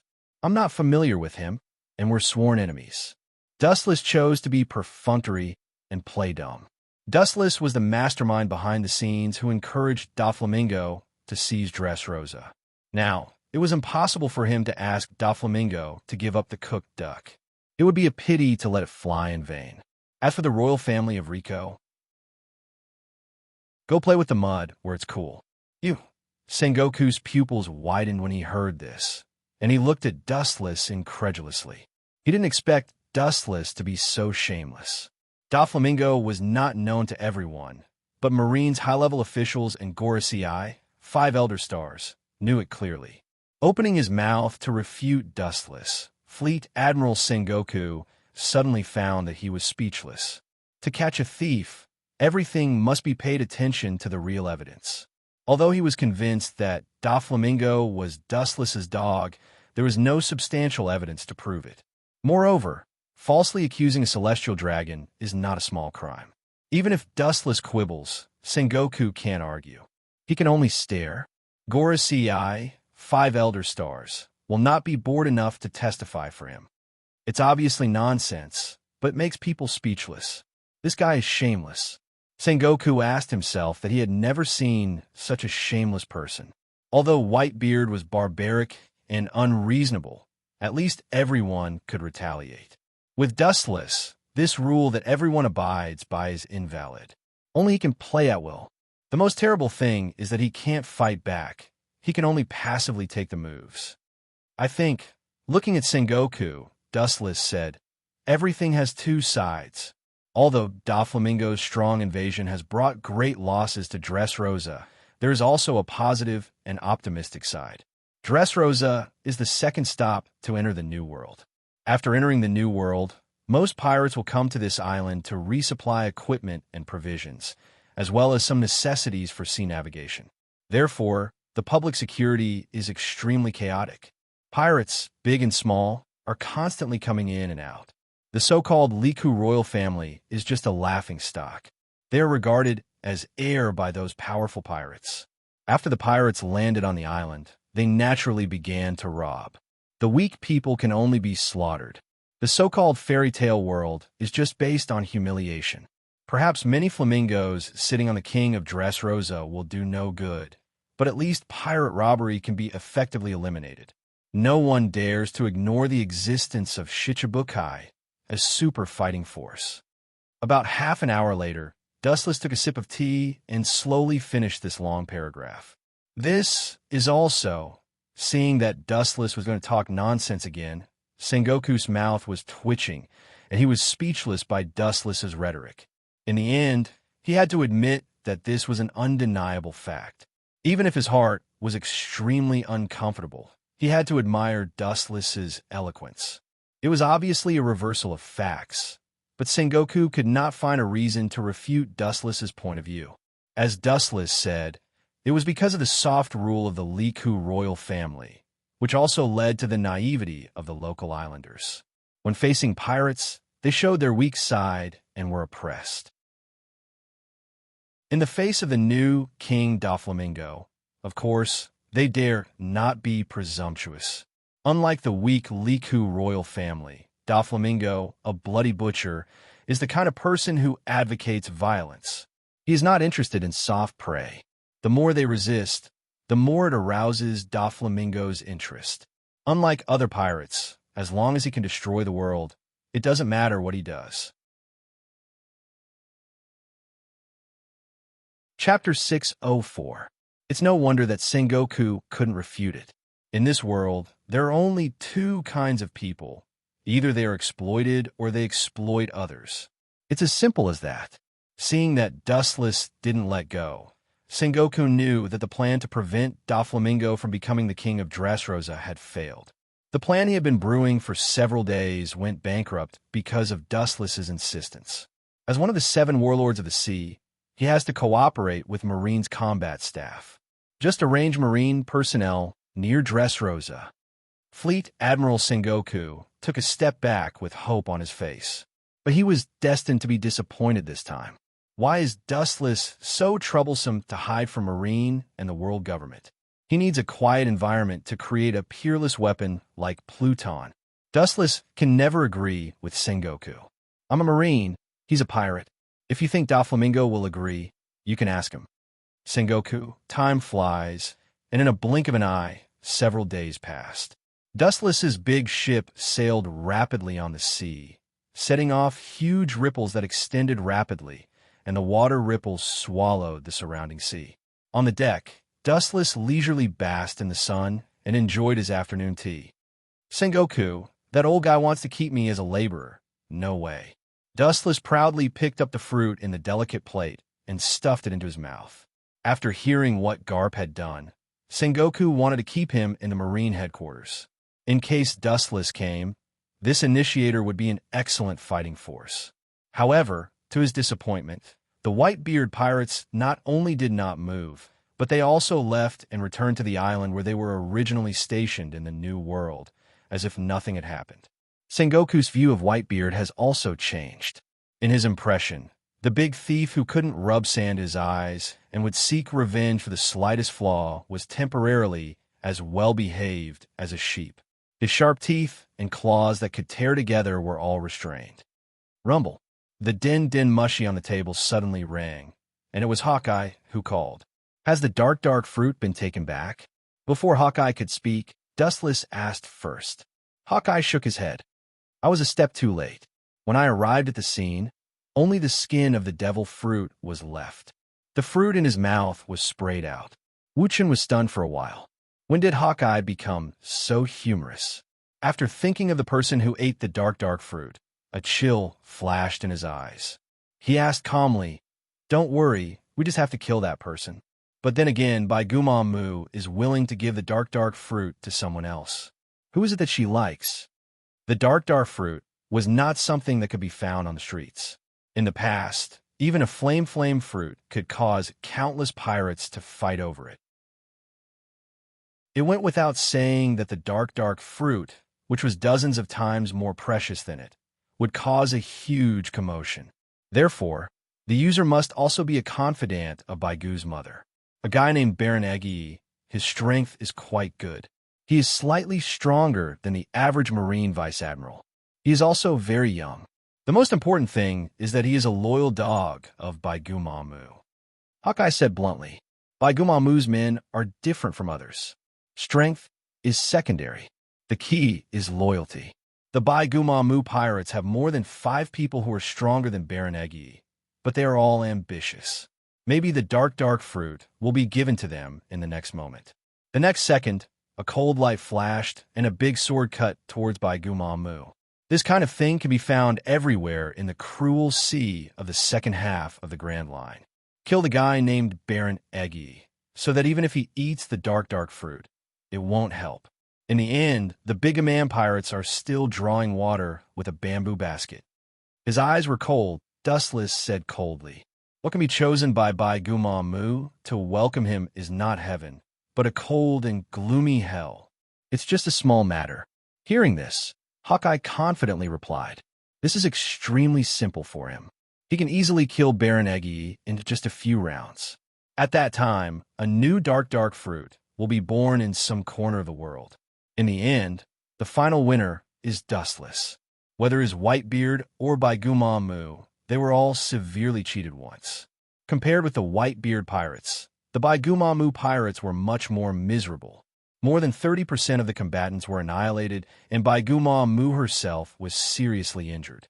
Although she also injured Whitebeard, she suffered more than Whitebeard in his prime. The title of the strongest man in the world, even Whitebeard will accompany him in the future, not to mention that he is still in the golden stage. When Whitebeard and Baigumamu fought, the Baigumamu pirates were doomed to be defeated. Due to Dustless's calculations, the New World's Yonko for emperors were hit hard. The Whitebeard pirates were the most intact. Although their combat power has declined, they still maintain their original state. The only thing that is worrying is that in the battle with Baigumamu, Whitebeard himself was inevitably injured. His body is not as good as before. The battle with Baigumamu was almost a battle of killing 1,000 enemies and losing 800 of his own men. As for the other 3 emperors, their fate was even more miserable. The Kaido pirates were hit by Dustless's Tensei Seismomai, and only a few elites in the entire fleet survived. Next is the Baigumamu pirates, who were lucky by the Whitebeard pirates and could only retreat in embarrassment. As for the Akagami, red hair, pirates, they received special treatment from Dustless and were the most miserable of the Yonko for emperors. Especially the Vice Captain Beckman, who also carried the notoriety of killing each other, quietly withdrew from a new world and is currently active in East Blue. Anyone who wants to join a group of cannibalistic pirates has to think carefully. Although Beckman was framed by Dustless, the photos that cannot be quibbled have spread throughout the New World. Chapter 605. A few days later, under the connivance of Dustless and the indifference of the Marines, there is no doubt that Doflamingo easily seized the position of the king of Dressrosa and regained the throne that belonged to the Don Quixote family hundreds of years ago. The incident also came to an end. Caesar also secretly lurked in Dressrosa from the island of the New World. A large number of materials collected before to build Pluton were also transported to Dressrosa through various secret channels. After removing the birdcage, Dressrosa was already in ruins. Smoke and beacons were burning everywhere. The usually clean streets were covered with blood stains, and corpses were piled up like a mountain. It was like purgatory on earth, disgusting and nauseating. In addition, Dressrosa also had countless toys for free. Although the scene was extremely bloody and depressing, the indigenous people living in Dressrosa all regarded Doflamingo as a god, and their eyes were full of respect. Just as Dustless told him about the plan, Doflamingo used the ability of the string fruit to control King Riku and the Riku royal family subordinates. They waved their blades and slaughtered the islanders. Doflamingo, who was used to being a villain, finally appeared in a righteous way to save the civilians who had sunk into the fire and water, gorgeously transformed into a savior. Red Hair Shanks's hatred for Dustless was deep in his bone marrow and penetrated his soul. How could he let go of the Black Hand who caused him to lose the New World and had to return to East Blue to recuperate? For Red Hair Shanks, who valued his companions, Dustless took away everything, including his dignity. His friend Hawkeye Mihawk was instigated by Dustless. Beckman carried the notoriety of killing each other.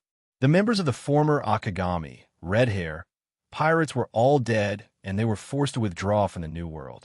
Among the Yonko, for emperors, he was undoubtedly the one who hated Dustless the most. He couldn't wait to eat his flesh and drink his blood. Shanks, don't worry about it. Fame and fortune are nothing to a pirate. It doesn't matter to me whether I'm infamous or famous. Somewhere in East Blue, the Akagami, Red Hair, pirates stopped here. Beckman stared at the unwilling Akagami, Red Hair, Shanks, and comforted him with a calm tone. Even though he wanted nothing more than to tear Dustless to shreds in his heart, he still had to endure at this moment. Hearing this, the red-haired Shanks clenched his fists even tighter, his knuckles cracking. His eyes were filled with murderous intent. The more Beckman behaved like this, the more he felt helpless and guilty. If he had defeated Dustless, he would not have ended up like this. Speaking of which, I heard that the next town is called Windmill Village. It is related to the Navy's hero Garp. I heard that his grandson was adopted by the people in that town. Seeing red-haired Shanks so obsessed with Dustless, Beckman changed the topic, hoping to divert his attention. Otherwise, Dustless might become red-haired Shanks' nightmare. He had lost his adventurous spirit and was like a walking corpse that only lived for revenge. Garp, hearing this, red-haired Shanks' empty eyes regained their luster. His face flashed with surprise. In the Marine, he and Garp barely had some friendship. Unfortunately, due to the different positions of the two sides, they abandoned their prejudices against each other and may become drinking buddies. You mean Garp's grandson was adopted? Red-haired Shanks' eyes flashed, and his gloomy expression disappeared. Beckman nodded slightly, and immediately his face was strange. Garp's grandson was called Monkey D. Luffy, but the kid didn't seem to know who his grandfather was and always mixed with bandits. He also has a brother called Porkis D. Ace, and a kid named Sabo who grew up with him. Looking at the red-haired Shanks, Beckman truthfully reported that because he was afraid of the Marines' ambush, before he came to Windmill Village, he had already sent people to inquire about the situation of the village, and by chance he heard about the deeds of Monkey D. Luffy and his two companions. Suddenly realizing something, Beckman said, "Shanks, you don't want to. How can I have such a dirty idea? I don't care about the life of a kid." Waving his hand to interrupt Beckman, Shanks took off the straw hat on his head and looked at it deeply. The reluctance in his eyes disappeared, and his hesitation turned into determination. Beckman's expression was stiff, and he had already guessed the intention of Red Hair. He was about to persuade him to give up the absurd idea when Red Hair Shanks' voice sounded. Captain Roger once said that Diesel has a great relationship with that race.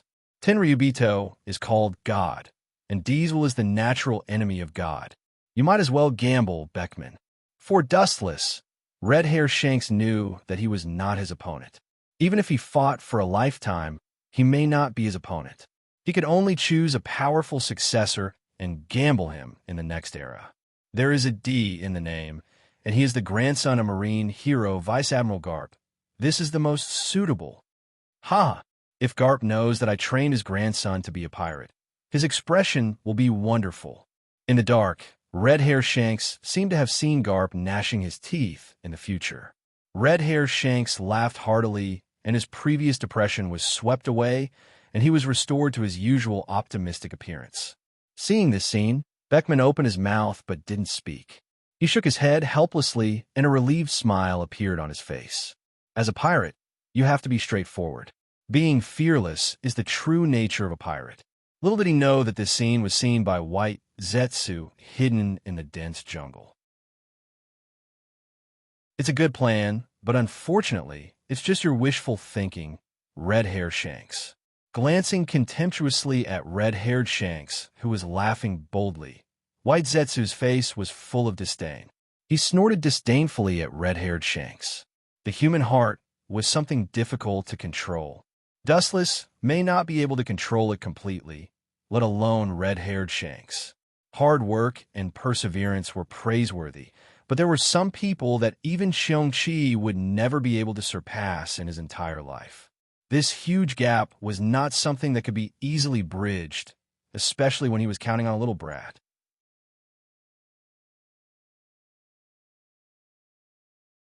Chapter 606. It was no wonder that White Zetsu was so disdainful of red hair. That straw hat had an extraordinary meaning. It had already become a spiritual symbol. Red Hair Shanks suddenly used it as a wager, hoping to defeat Dustless in the next era. It was simply a fantasy. It is undeniable that the will of the last D may really be able to defeat the celestial dragons, but Dustless belongs to this category alone. Red Hair Shanks' ridiculous bet is meaningless. But this guy is really shameless. He actually chose Garp's grandson. I'm afraid that the guy will be furious when he finds out that his most valued grandson went to become a pirate. White Jew frowned and had a deeper understanding of the shamelessness of the red-haired Shanks. This is deliberately provoking the relationship between them. White Zetsu couldn't help but look at red-haired Shanks. This guy clearly knows that Luffy is Garp's grandson, but he deliberately does this. There are very few people with the will of D in their name, but they are not rare. In the New World, people with D in their name can occasionally be heard making waves. Whiz, whiz, while he was deep in thought, two black shadows whizzed over. White Zetsu was stunned, seeing the shadows coming from afar. He hurriedly dove down, but it was too late. His arms were already clamped down by a powerful hand. You should be helping that guy collect information. No wonder he can predict the future every time. A guy like you is really a master of collecting information. A dull whisper sounded in White Zetsu's ears. Looking up, it was red-haired Shanks and his deputy captain Ben Beckman. Both of their hands grabbed White Zetsu's arms at the same time and subdued him. Damn, I was careless. His eyes stayed on the two, and White Zetsu scolded.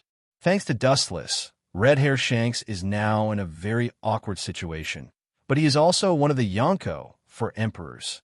The three colors of Haki, armament Haki, Haoshiku, Kinbin Shoku, have reached the peak, and his strength should not be underestimated. Spit out the information you have inquired in the past, and I will let you live. Looking down at White Zetsu without emotion, Beckman said coldly.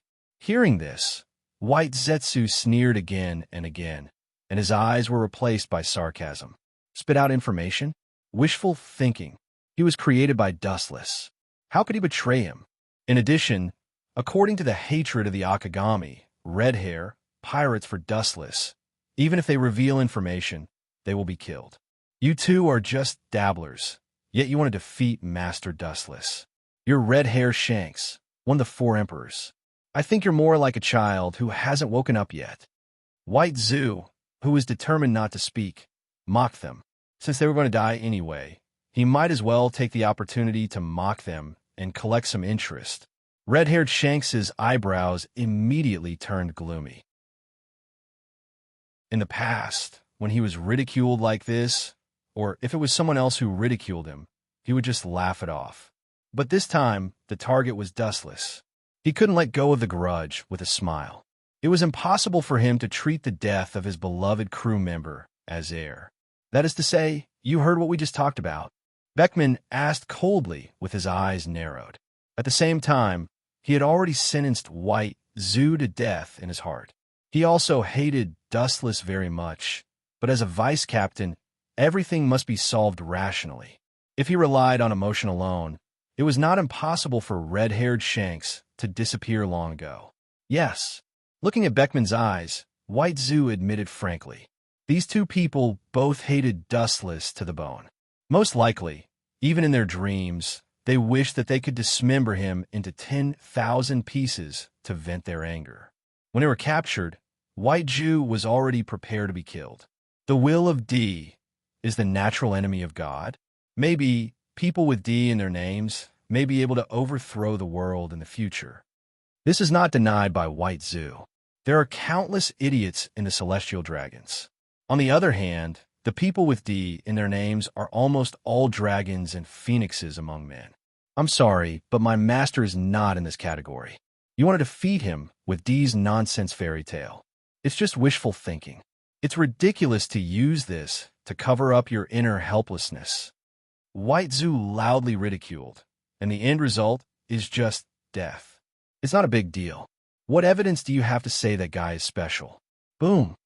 His eyes flashed with anger. Red-haired Shanks grabbed White Zu and threw him on the tree, making a dull impact. Just a spy, a mouse that can't see the light, has such a good eloquence. That guy is surrounded by monsters. His eyes locked on White Zu. Red-haired Shanks' face was indifferent, and the sword in his hand was unsheathed. The sword was covered with a cold light and pointed at White Zu's head. He didn't expect that one day, in the face of an insignificant pawn, he would feel speechless. Dustless Master is also a celestial dragon, but he is different from that group of garbage. I advise you to wash your neck and obediently stretch out your neck for punishment." With a strange smile on his mouth, White Zoo sneered. Dustless is an outsider. He does not belong to the world in front of him. In the eyes of Dustless, these people are just a group of ignorant indigenous people. It's that simple. Dees was the natural enemy of God. As a visitor from another world, Dustless is naturally not in this category. The ridiculous idea of relying on Dees to defeat the celestial dragon is just a strange strategy produced by red-haired Shanks out of powerlessness. Poochie. The cold light passed through White Zoo's body and easily divided him into two. The unknown sword in his hand was skillful and cut iron like mud. At first glance, it was not an ordinary thing. "Do you need a change to an island?" Looking at White Zoo, who was killed, Beckman suggested. Dustless's subordinates were all strange and unpredictable people. Whether it was their ability or strength, it was beyond imagination. Just like White Zetsu, who was spying for information, no one would have thought that there was such a strange existence in the world. No need, he has been killed, and the information can't be passed out. Looking at White Zoo's body, red-haired Shanks turned and left indifferently. He had made up his mind to lead Luffy to the path of pirates, and it was impossible for him to leave Windmill Town in a short time. "Hey, it seems that I am too proud." About half an hour later, White Zoo emerged from the ground. The reason why he was locked by red-haired Shanks and Beckman was that he deliberately exposed his breath.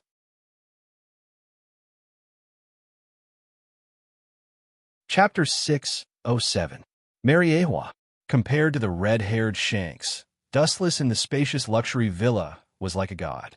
Hancock rubbed her legs, and from time to time, she passed 2 sparkling grapes to Dustless's mouth. The days were extremely comfortable.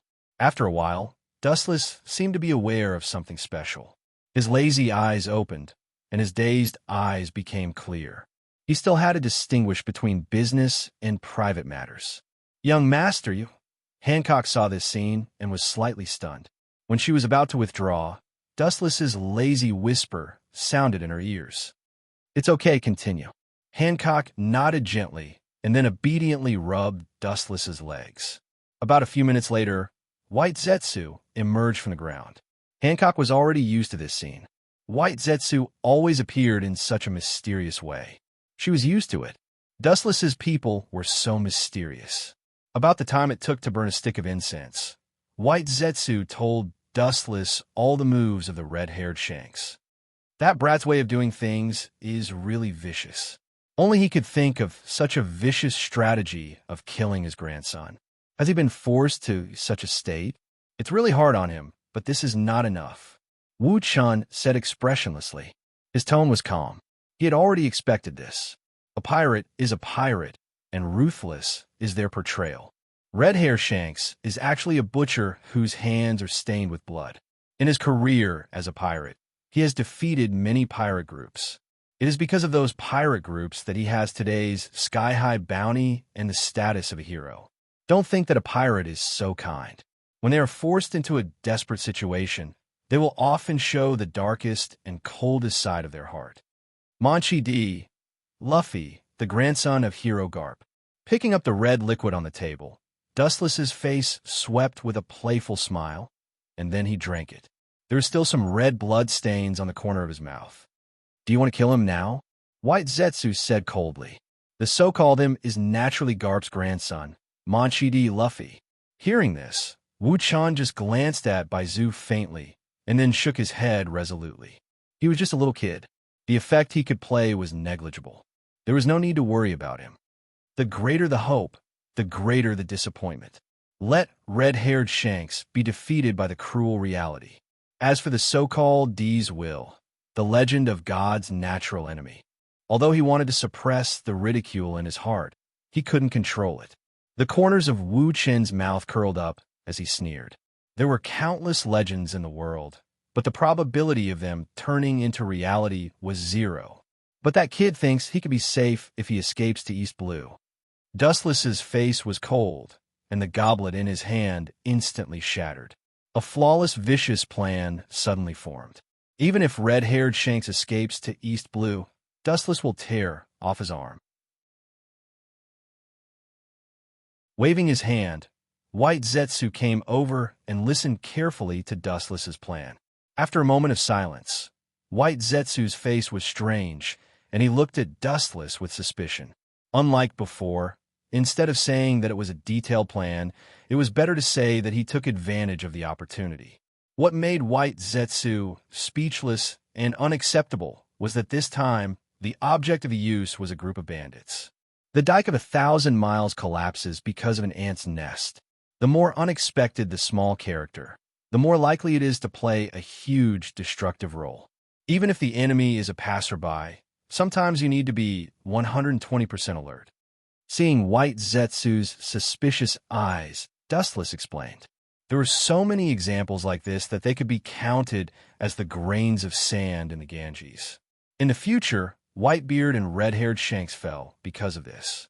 At the beginning, Z was the same, because he thought that Dustless was a celestial dragon, which was synonymous with idiot. He saved Fisher Tiger from the Fishman race. As a result, he was beaten by Dustless.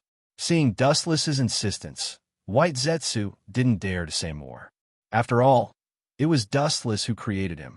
He gently nodded and chose to obey Dustless's order. Then he sank into the depths of the ground, and his aura disappeared. Just like what Dustless said, the more easily overlooked a minor character would be, the more unparalleled and unimaginable the destructive force they would display. Master, why don't you just kill red-haired Shanks? Blinking her watery eyes, Hancock asked puzzledly. Her enchanting little face was filled with curiosity. Her clean and delicate facial features revealed her dimples that caused people to daydream. Combined with her fresh and refined temperament, it made people unable to extricate themselves from her. She was more dangerous than a deadly poison. If the toy is dead, what fun is there in life? No matter what, he won't be able to escape the curse of fate. Since he's so fond of playing the savior game, I'll play with him to my heart's content. Dustless glanced at Hancock, his eyes clear, and said, People like me hate people who think too highly of themselves. They can't face their own status. They always think that they are special and can do anything. I really don't know where he got this confidence from. Funny. At the beginning, Dustless didn't mean to fight against red-haired Shanks, but this kid repeatedly jumped out to destroy his plan. Especially the red-haired guy. Dustless was extremely tired of him. He always thought that God had arranged for him to be the savior of the world. He was omnipotent and could do everything easily. However, Wu Chun had changed his fate and changed his identity as the savior of the world. He had changed his identity as the savior of the world into the role of a clown. Master is also bad enough. Hancock sighed. She didn't know whether to laugh or cry. This was the consequence of offending Dustless. He thought that death was the end of it, but in reality, he was gravely mistaken. He could neither live nor die. Only when the other party's spirit had collapsed would Dustless send him to heaven and throw himself into the embrace of God.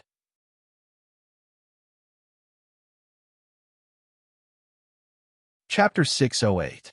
For Hancock's dumbfounded expression, Dustless just ignored it. Perhaps for Hancock, Dustless's ideas are too extreme and impersonal. Dustless never cares about what others think. Counting the world in front of him, Dustless, who has lived 3 lives, understands the truth of human nature better than Hancock. If you don't bully others, it doesn't mean that others won't bully you. Although Dustless is only 17 or 18 years old on the surface, Dustless, who has lived 3 lives, understands this truth better than anyone. The so-called dignity, in the final analysis, is fought with fists. Seeing Hancock's puzzled face, Dustless was too lazy to explain. After all, she has too little experience and doesn't understand the real indifference of human nature. Without his complicated life experience, it is difficult for Hancock to understand Dustless's pain. There are almost no people who can empathize with him. Master is right, but we can't be soft-hearted to the enemy.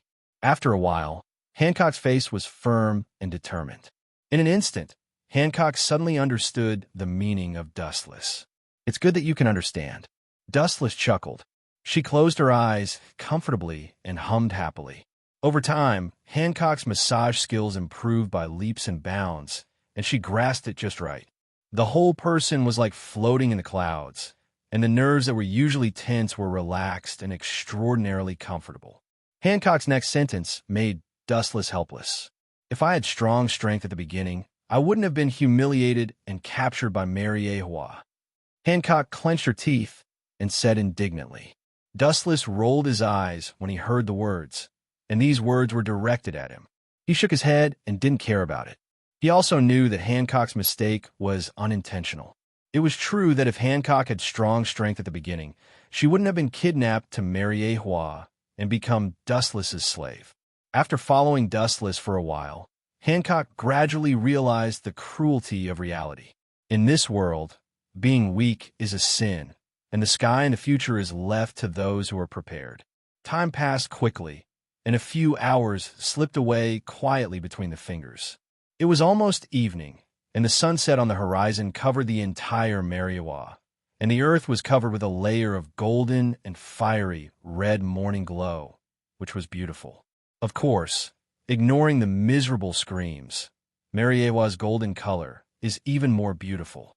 Following Dustless, Hancock's pretty face was pale, and her beautiful eyes looked at the villas behind her with fear, and then looked at Dustless, who was walking leisurely in front of her. She took a deep breath and patted her chest. If she hadn't met Dustless, Hancock might have been the same as those slaves now. She would have been bullied and oppressed by the celestial dragons every day and night, suffering all kinds of inhumane treatment until she was tortured to death. Thinking about it made her feel scared. Her eyes couldn't help but look at the other side of Mariawa, where the Gorasii, 5 elder stars, and the office of the world government are sacred and inviolable. People who pass by from time to time will show indescribable decency. Do you think it's very contradictory? Wu Chen's deep eyes fell on Hancock's face as he asked calmly. Hancock nodded in fear and then fell silent. Mary Ahua is indeed so contradictory. On one side is the office of the Gorasii, 5 elder stars, and many departments of the world government, sacred and righteous, while on the other side is the residence of the celestial dragons. They live in the old era and are extremely evil. Torturing slaves and other shameful things are as simple as eating and drinking here. In fact, Mariawa is the epitome of the world, and it is also deformed. Dustless whispered softly, and in fact, the whole world works like this, not only Mariawa. No one can change everything. Let's go. Looking at Hancock's pale face, Dustless turned and left, and an unexpected figure suddenly entered his eyes. That guy, isn't that Borsellino Kizuru? On the dock, Borsellino in a yellow striped suit came into sight, and Dustless said unexpectedly. Hesitating, Dustless walked over, and Hancock followed. Kizuru, who is nearly 3 meters tall, has a bitter face, and his expression is sluggish, as if he is seriously ill. His eyes are dark, and from time to time, he flashes a rare light. Obviously, he is very upset. This is strange. Dustless's mouth raised a playful arc, and his pace was faster, and Hancock behind him also opened a distance. It is worth investigating what happened behind him that can make Kizaru show such an ugly expression. Kizaru's wretched old face drooped, and it was full of gloom, as if someone robbed his money and not only did he not return it, but also beat him up. Borsellino. The light voice entered his eyes, and Kizuru, who had his head down, looked up, and Dustless's figure came into view. Royce South Saint. Kizaru's gloomy expression was swept away, and Kizaru's smooth tone was respectful. The identity of Tenribito and Marine Admiral were enough for him to look up to. I heard that Kuzan and Sakazuki, and you will be promoted to Admiral soon. Why did you suddenly come to marry Ahua? Staring at Borsellino's battleship, Dustless frowned slightly. This battleship is obviously different from Marine's battleship. It belongs to the world government, or simply belongs to Vegapunk's scientific force. Vegapunk, that old guy, actually asked me to be his test specimen, and Fleet Admiral Sengoku has agreed. Kizaru's old face twitched fiercely, and his expression became more gloomy, and his eyes were gloomy enough to drip water. Dustless is one of his own people, and he did not hide it. Despite Vegapunk's repeated assurances, the scruples in Kizaru's heart were still difficult to dispel. It was like a white mouse being experimented on by Vegapunk, and no one could be relieved. Believe in Vegapunk's technology. Even if you really die, he can bring you back to life. Dustless smiled. He knew that Vegapunk was interested in the ability of Kizaru's glinting fruit. At the same time, he suddenly realized that it was a once-in-a-lifetime opportunity for him.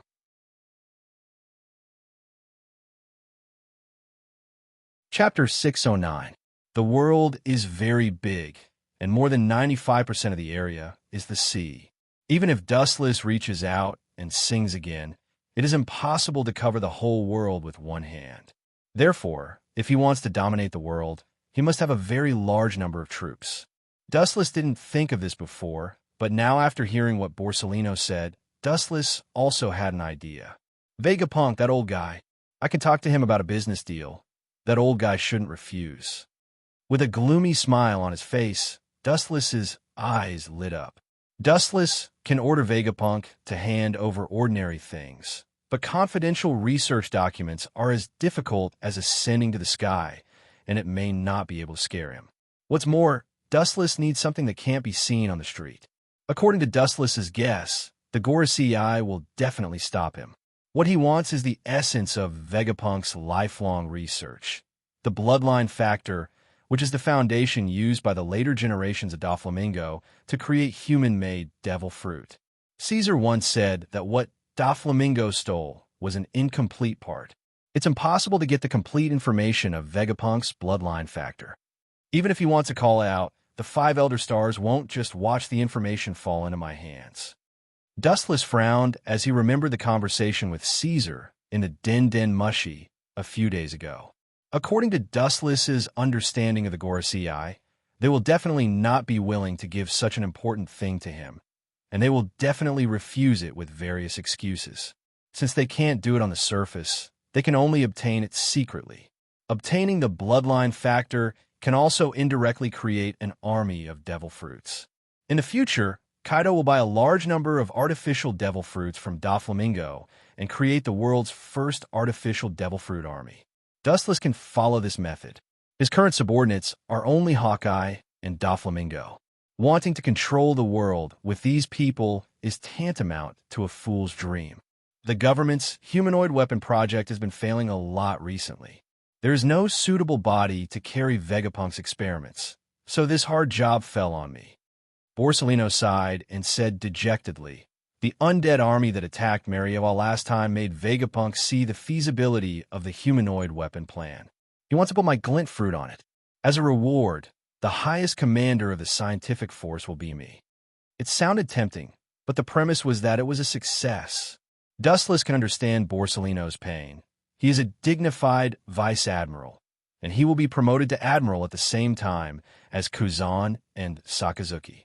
But now that Vegapunk had taken a fancy to him, it was self-evident how tangled he was. Borsalino couldn't help but envy Dustless. Dustless's ability was very similar to his, but Vegapunk only took a fancy to him. As for Dustless, Vegapunk probably didn't have the courage to ask. Vegapunk's experiments often fail. Focusing on the key words, Dustless asked blankly. In his impression, Vegapunk is the world's #1 scientist with countless geniuses. Although Caesar was the first to stand up and express his dissatisfaction, the fact is that he is not as good as Vegapunk. That's for sure. He is not a god. Failure is natural. A strong mind of 500 years is nothing. Borsalino said with disgust. A vice admiral of the Marine is about to be pushed to the operating table by Vegapunk. It would be strange if he was happy. And Vegapunk's failed works are also countless. Maybe Borsalino will also be labeled as a failure. There is no suitable human body to carry my glint fruit. Normal human beings are too far behind. At the very least, their physical strength must reach the level of a vice admiral. Kizaru's lazy tone was full of pride. Dustless heard this and nodded. He has used glint fruit for decades, and he knows the power of glint fruit better than Borsalino. If he wants to install some of the glint fruit's abilities on the humanoid weapon, he does need a suitable and strong body. In fact, there is someone who meets your requirements. Dustless's seductive voice sounded in Borsellino's ears, and the latter's eyes became cold, but soon dimmed, and his lazy tone was puzzled. I know two people can definitely. Mr. Z and Mr. Garp's body both meet that level, but they will certainly not agree. Borsellino's tone was unprecedentedly gloomy, and he said helplessly, "You dare to think about it. Vegapunk doesn't have the courage to do it." Dustless said with unusual certainty. Vegapunk didn't dare to think about using the Marine's hero Garp and the former Admiral Z as an experiment. Even though his status is high, he didn't dare to open his mouth. Not to mention Z for the time being, the hero Garp has become a symbol of the Marine. In fact, I can recommend a candidate. With his body's hardness, there is no problem for him to withstand Vegapunk's destruction, but I'm afraid there will be conditions. Dustless's words were like a life-saving straw, attracting Kizaru's attention. It's normal to have conditions. When I became a lab rat, I also made conditions, otherwise who would agree to this kind of experiment? Borsellino thought deeply. Become Vegapunk's test subject for free, what a joke. He wasn't that magnanimous yet. Borsellino also made conditions. That is, to become the highest officer of this force in the future, without any promise of reward, who would agree to be Vegapunk's test subject. The current meatball fruit ability user, the man who once had the title of Tyrant, the bounty of 296 million berries, is also one of the 7 warlords of the sea, Bartholomew Kuma. Dustless said bluntly. His tone was decisive. In fact, Dustless had secretly controlled Tyrant Kuma last time, and now he is his loyal dog. Thinking of the importance of the bloodline factor, which is more important, this Shichibukai is as light as a feather. If he loses a bear, he will get a group of artificial devil fruit troops in the future. After some calculation, Dustless did not hesitate to sell the bear.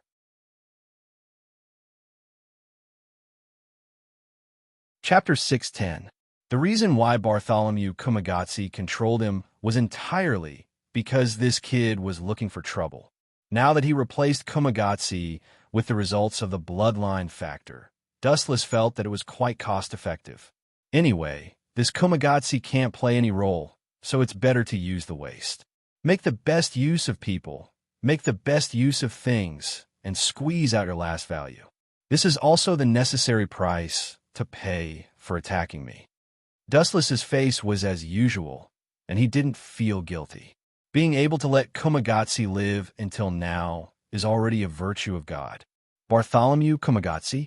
He can indeed take on this task. Borsellino's eyes were shining, and he sighed that this person was feasible. Before he joined the 7 warlords of the sea, Marine had a headache with Bartholomew Kumagatsi. Unlike other pirates, Kumagatsi has the name Tyrant and is extremely hostile to Marine. His nickname is from slaughtering Marines. Kumagatsi's abnormal physical defense is vivid in Borsellino's mind. His strange ability can bounce off all physical damage, and even human fatigue can be easily bounced off. He is definitely the most suitable experimental body to carry some of the abilities of the glinting fruit. As for his conditions, Borsellino whispered, and his wretched old face became normal. If Kumagatsi really chooses to be the experimental body of the world government's human weapon, then the conditions can be described as a lion's mouth beyond imagination. The reason why you became an admiral should be inextricably linked to this experiment, Borsellino. While pondering, Dustless's wise whisper sounded in his ears. Borsellino was stunned, looked at his eyes, and then slowly nodded. It's a recognition of Dustless's words. The reason why he can reach the sky in one step is indeed related to this experiment. What is an admiral? It means that in the entire Marine, from now on, only under the fleet admiral above tens of thousands of people, not only needs the strength of an admiral, but also merits. The criteria for becoming an admiral can be roughly divided into 3. The most important is strength, followed by seniority, and in addition, there are personal merits. The 3 are indispensable. To put it simply, to become a great general, one still needs to have battle achievements. To become a great general, One must have achievements that can block the mouths of the people in the world. Only by becoming Vegapunk's test subject can Borsellino have a meteoric rise. This guy is very cunning. Even if Vegapunk's transformation fails, the tyrant bear will be the one to suffer, and he can stay out of it. Rubbing his head awkwardly, Borsellino said helplessly, "Louis Salsaint is really wise and frightening. He guessed my thoughts." As Dustless said, he did have such an idea. Even if it failed, it would only be Xiong who was going to undergo the physical transformation. If it failed, Borsellino would not be implicated. If Xiong did not join in, he might be the one who was going to undergo the physical transformation. No wonder he would make so many excuses. Maybe in the future, there will for Borsellino number 1. Borsellino number 2. He shuddered uncontrollably when he thought about it. Even if Vegapunk fails in the end, the Marine or the world government will not blame Vegapunk.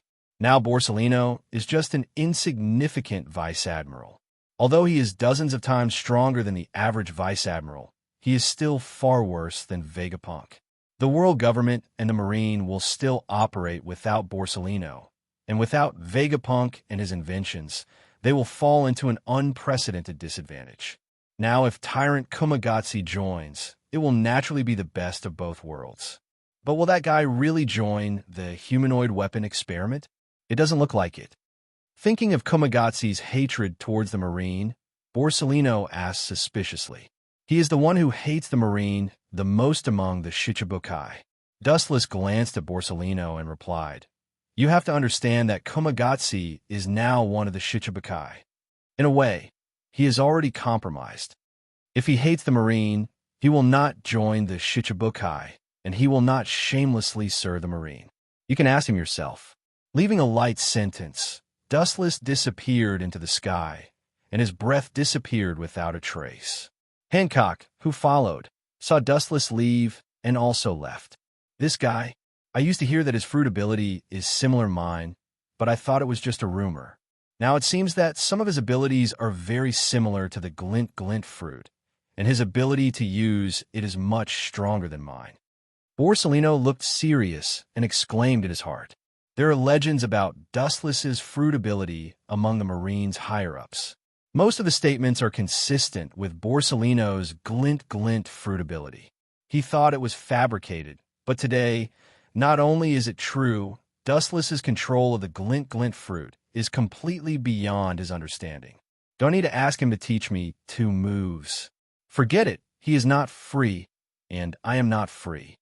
With a sigh, Borsellino didn't think much about it, and quickly turned back to contact Kumagatsu of the Shichibukai. After all, it is a good thing to have a scapegoat. The night sky was particularly quiet and peaceful. Borsellino quickly contacted Kumagatsu, thinking that he would refuse his conditions on the spot. He didn't expect him to agree to participate in the experiment. And the condition is Vegapunk's secret research data, the bloodline factor. The bloodline factor is beyond the limits of Borsellino's rights. After some contemplation, for the sake of his life, he can only go to Vegapunk, the mad scientist. Hearing that Bartholomew Kumagatsu of the Shichibukai, Vegapunk agreed even more strangely and didn't even mention the word no. Not only was Borsellino not happy, but he also had an ugly expression on his face. He secretly scolded Vegapunk for being shameless. He felt abandoned. When there was no suitable experimental subject, he flattered him every day, but when there was Kumagatsu, he immediately put him aside.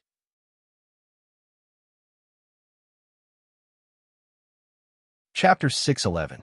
At night, Mariejois was not as peaceful as it used to be. Many ports did not stop opening. Suddenly, many kings from all over the world came to visit Mariejois.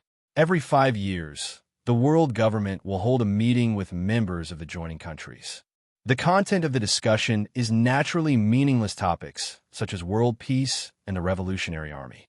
The quiet Mariejois was also lively at this time, and the celestial dragons were also strangely quiet, no longer torturing slaves, and the depressing screams no longer came out. Dustless had a sigh. When did the arrogant celestial dragons pay so much attention to their image and influence? Get out of the way, don't follow. Seeing Dustless coming, the faces of the kings on the roadside changed greatly, and they took the initiative to give way. Although they didn't know what Dustless's surname was, they knew the uniform that the celestial dragons dared to wear. Some of the people who came with their families grabbed the soil and the flowers and smeared it on the faces of the women. Sometimes being born beautiful was also a sin. Looking at this scene, Wu Chen's expression was normal. He was like a sculpture without any emotion. His face was cold and detached from the world. He walked through the crowd magnanimously. La la la, the cheerful voice of a child was filled with innocence, like the laughter of a butterfly strolling among the flowers. His watery eyes shone like pearls, and his wave-like blue hair gave people a refreshing feeling. Behind him, there was a slightly impatient voice with a hint of helplessness. Don't wander around. This is not Alabastan, Vivi. The young girl turned her head and made a face, and then continued to run forward. Perhaps because she was too excited to play, she didn't realize that there was a celestial dragon coming toward her. Bang, ouch, it hurts. Vivi covered her head, and there were some tears deep in the corners of her eyes. Looking up, she saw the ugly celestial dragons with bubbles. The tears in the corners of her eyes immediately came back, and her little face was as pale as paper. Sorry, she is still young. She didn't mean it.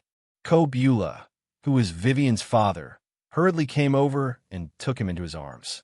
His eyes were full of despair, and he looked at the disgusting celestial dragon in front of him with a nervous breakdown. He resisted the fear in his heart and looked at him. How dare you bump into me? You're courting death.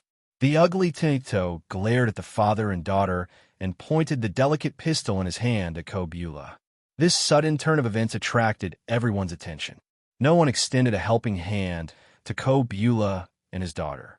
There were even some who acted as if this had nothing to do with them, with a mocking expression on their faces. Ko Beulah's heart and soul were torn apart. Unknowingly, he was already kneeling on the ground. Just as he was about to open his mouth to beg for mercy again, a light shout stopped Ko Beulah. You are the king of Alabasta. It doesn't matter if you kneel, but your people won't trust you anymore. Looking in the direction of the voice, he saw Dustless and Hancock walking leisurely. So it's you clown. Staring at the ugly Tenryubito, Dustless suddenly found that he had an impression of it. It was the Tenryubito who was tortured by Luffy in the Sabati archipelago. His name was Charles Ross, and he had a sister named Shalulia. You freak, you want to intervene when I'm dealing with a lowly person? Where is your dignity as a Tenryubito? Royce South. Seeing Dustless coming, Charles Ross roared. The gun in his hand was put down. He knew what would happen if he offended Dustless, because he was thrown into the garbage dump by Dustless's men like many Tenryubito a while ago. You can shoot and kill them.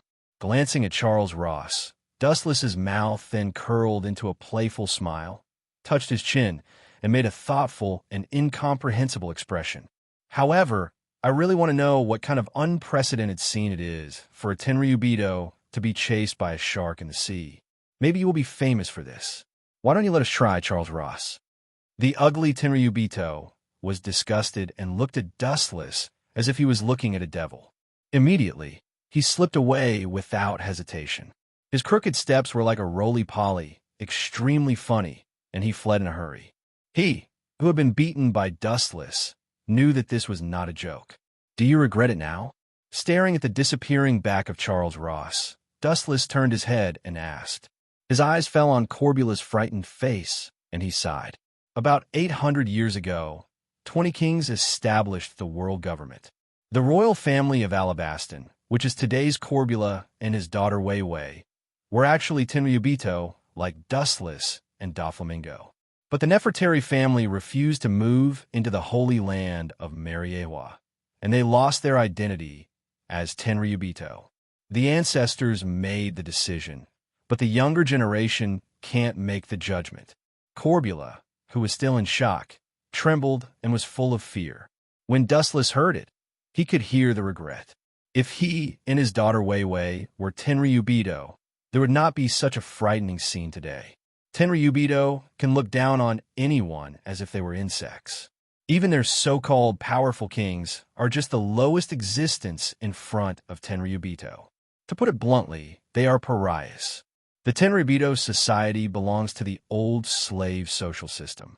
They have a strong concept of bloodline, a strong sense of racial superiority, and a serious attitude of discrimination against anyone except Tenryubito. In short, they don't treat anyone as a human being. Well, Dustless, who was about to speak, suddenly noticed a pair of cold eyes, secretly peeping at him. He did not dare to approach deliberately, but looked at him obscurely. This is interesting. His sight suddenly became as sharp as a knife, sweeping through the sea of people, and a figure suddenly came into view. It seemed that he was aware of Dustless's gaze, and the spying figure quickly flashed away and went into the vast sea of people, and the breath disappeared as if it had never appeared. I forgot about this guy, but your courage has not shrunk. As always, you are bold and reckless. You actually think that's it. Stupid.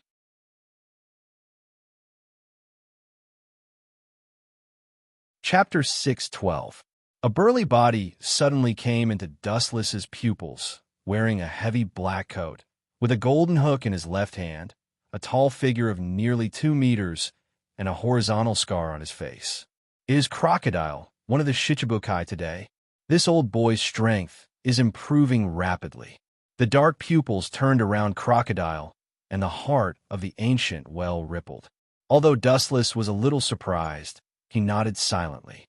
The humiliation given to Crocodile last time has taken root and sprouted in his heart, planting the seeds of hatred, so he can do his best to become stronger.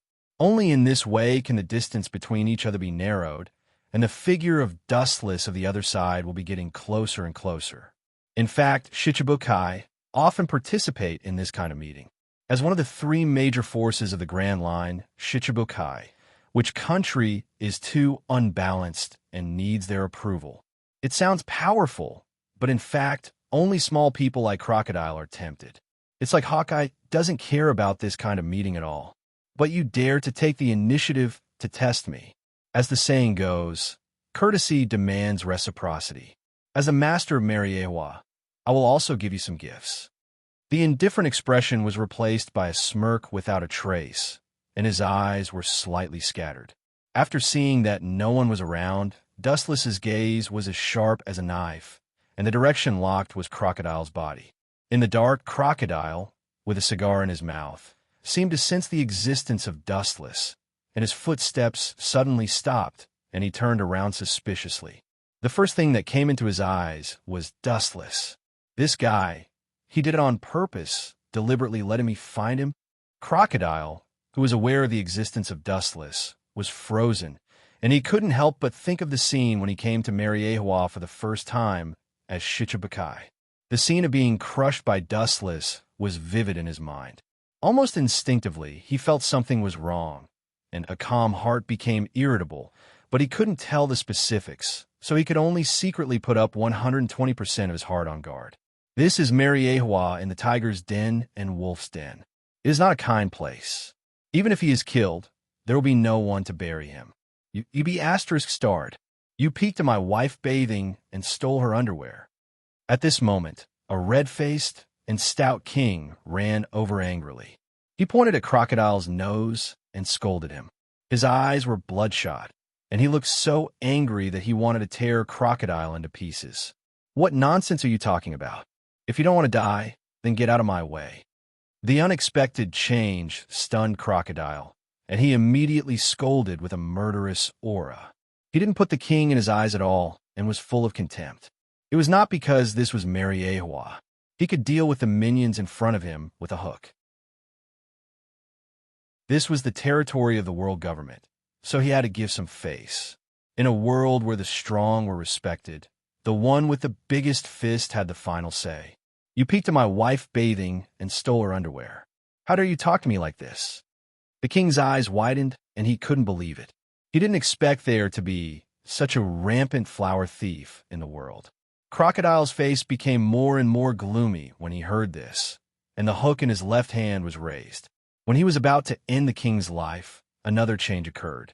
The surrounding void was slightly distorted. Although the amplitude was not large, it could be seen with the naked eye. In particular, the space around Crocodile was the most serious.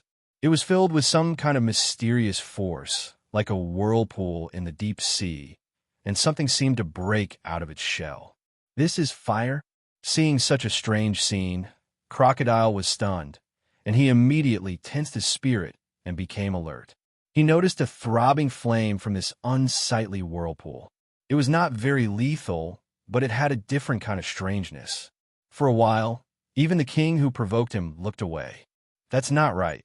This is..." Looking closely, Crocodile, who suddenly realized that something was wrong, twitched his old face and had already guessed what kind of powerful thing it was. Ka ka ka.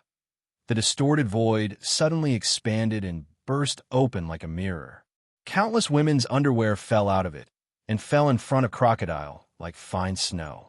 This sudden scene made everyone stunned, and they stared blankly at the women's underwear all over the ground. "You shameless bastard. You look like a fiend. That black one is my wife's," the previous king said bitterly with tears streaming down his face. "Old man, are you AF asterisk king idiot? This is obviously a frame-up. How did you become a king when you look like a stupid pig?" Crocodile, who was angry out of humiliation, grabbed his neck and roared furiously. With scarlet fire in his eyes, Crocodile vomited blood in his heart. This unexpected disaster really came at the wrong time. He was beaten up when he just came to marry Ehua. It was extremely unlucky. "Let go of me. Don't forget where you are."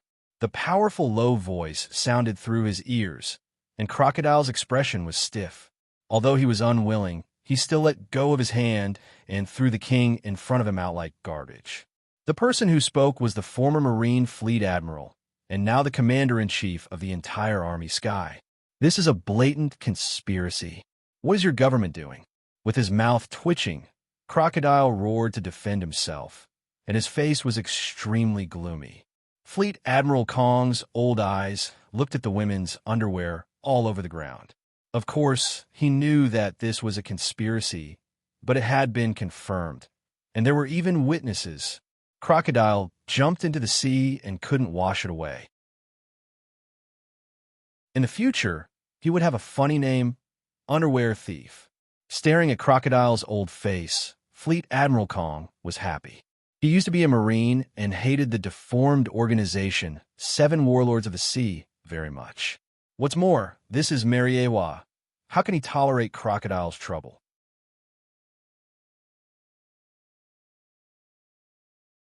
Chapter 613.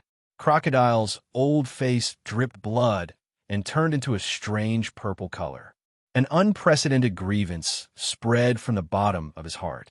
He was 100% sure that the person behind the scenes was Dustless, who was smiling at him. Crocodile couldn't fight back.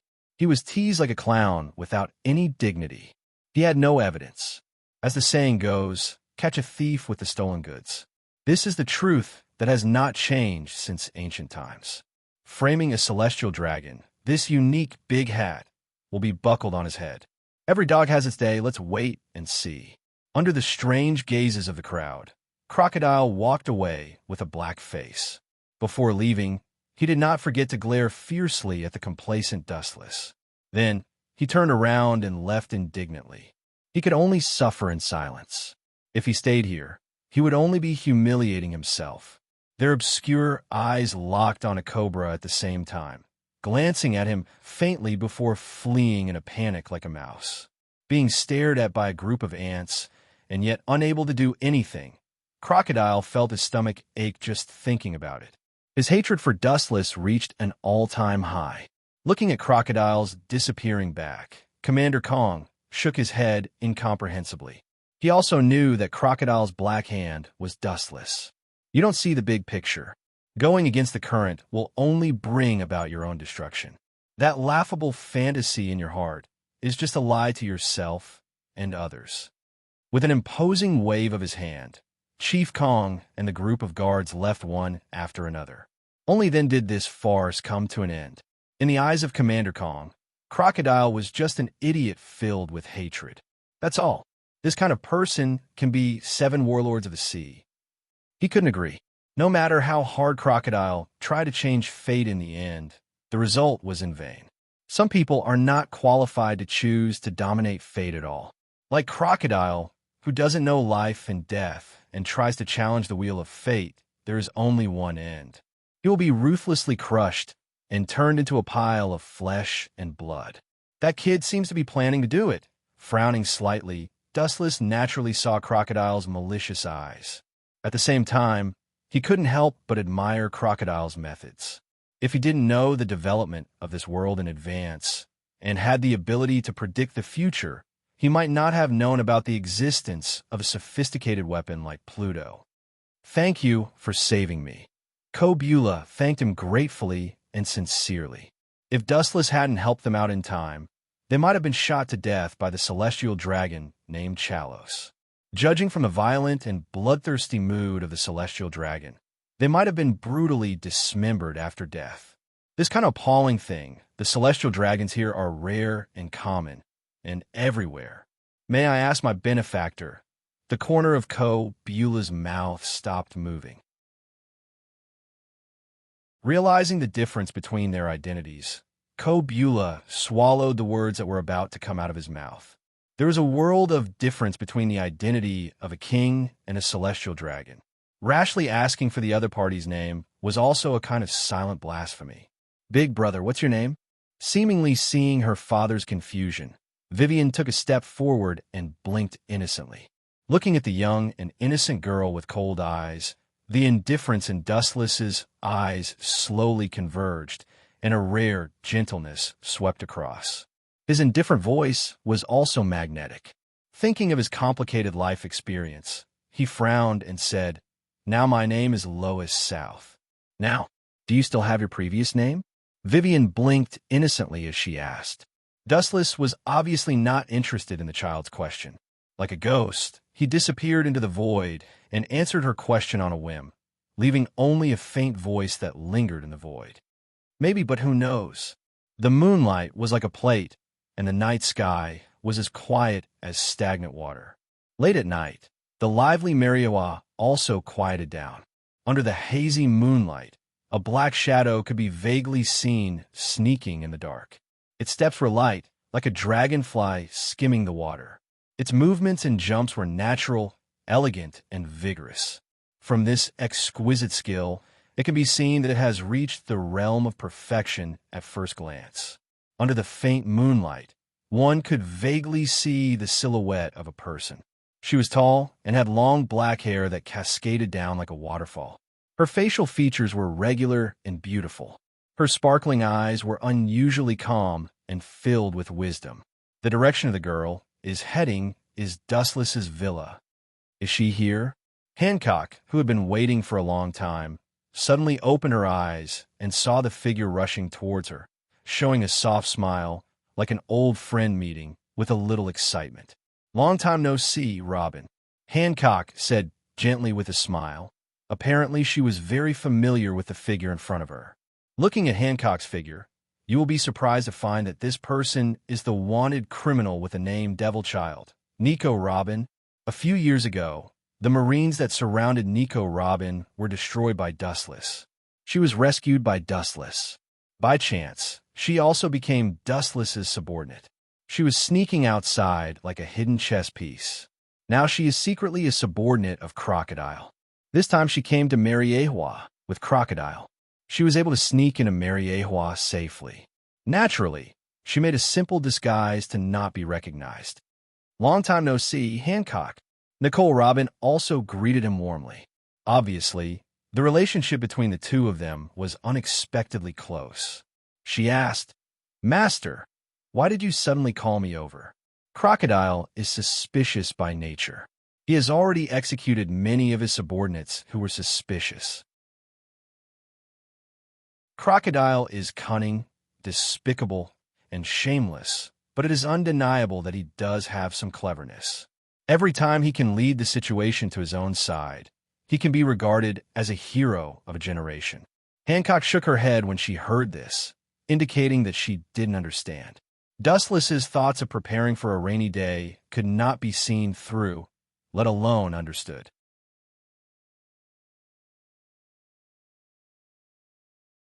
Chapter 614. As for why Nicole Robin agreed to be Dustless's subordinate, the reason was very simple. First, she was desperate, and she had to find a spacious and safe shoulder to lean on. Second, Dustless promised that after her mission was completed in the future, he would use Rinnegan's power to resurrect her mother with the technique of Rinnegan. Although there was suspicion of taking advantage of people, Dustless never valued the process. No matter how perfect the plan is, there will be countless loopholes. In contrast, he pays more attention to the final result. Hancock and Robin walked together, laughing and chatting happily towards Wu Chen's bedroom. From time to time, there was a crisp and pleasant laughter, showing their harmonious relationship. These two little girls, forget it, it's not bad. Dustless looked down at the figures walking side by side, standing with his hands behind his back, nodded and chuckled, then shook his head and couldn't help but sigh. Dustless still clearly remembered that because of a certain protagonist, the relationship between Robin and Hancock was not harmonious and even a little bit hostile. It was completely new to him. When dealing with the enemy, the muzzle was united and the internal relationship was harmonious. This was the situation Dustless wanted to see. Although he scoffed at the so-called fetters, he still hoped that they could be restrained by each other's sincerity. As for an anomaly like Doflamingo, Dustless didn't hold any hope. Sitting on the sofa in silence, Wu Chun tasted the steaming tea carefully. Sometimes, he would pick up 1 or 2 pieces of carefully made pastries and put them into his mouth. In this world, he had developed the habit of eating snacks unconsciously, which could be regarded as killing the boring leisure time. About a few minutes later, Robin and Hancock came to Dustless's bedroom. "Master!" The smile on their faces disappeared, and the two respectfully said. Dustless nodded. "You don't need to be so serious. Sit down." Robin and Hancock looked at each other and sat down quietly. Compared with the slightly cautious Robin, Hancock, who usually gets along with Dustless every day, was more relaxed and natural. "Is Crocodile going to attack Alabaston?" As soon as Robin sat down, Dustless asked. "I don't know the specific situation, but it's true that he often pays attention to the situation of Alabaston, especially the royal family of Alabaston." Dustless frowned, and his face was full of doubts. It stands to reason that a small character like Crocodile knows the information of Pluton.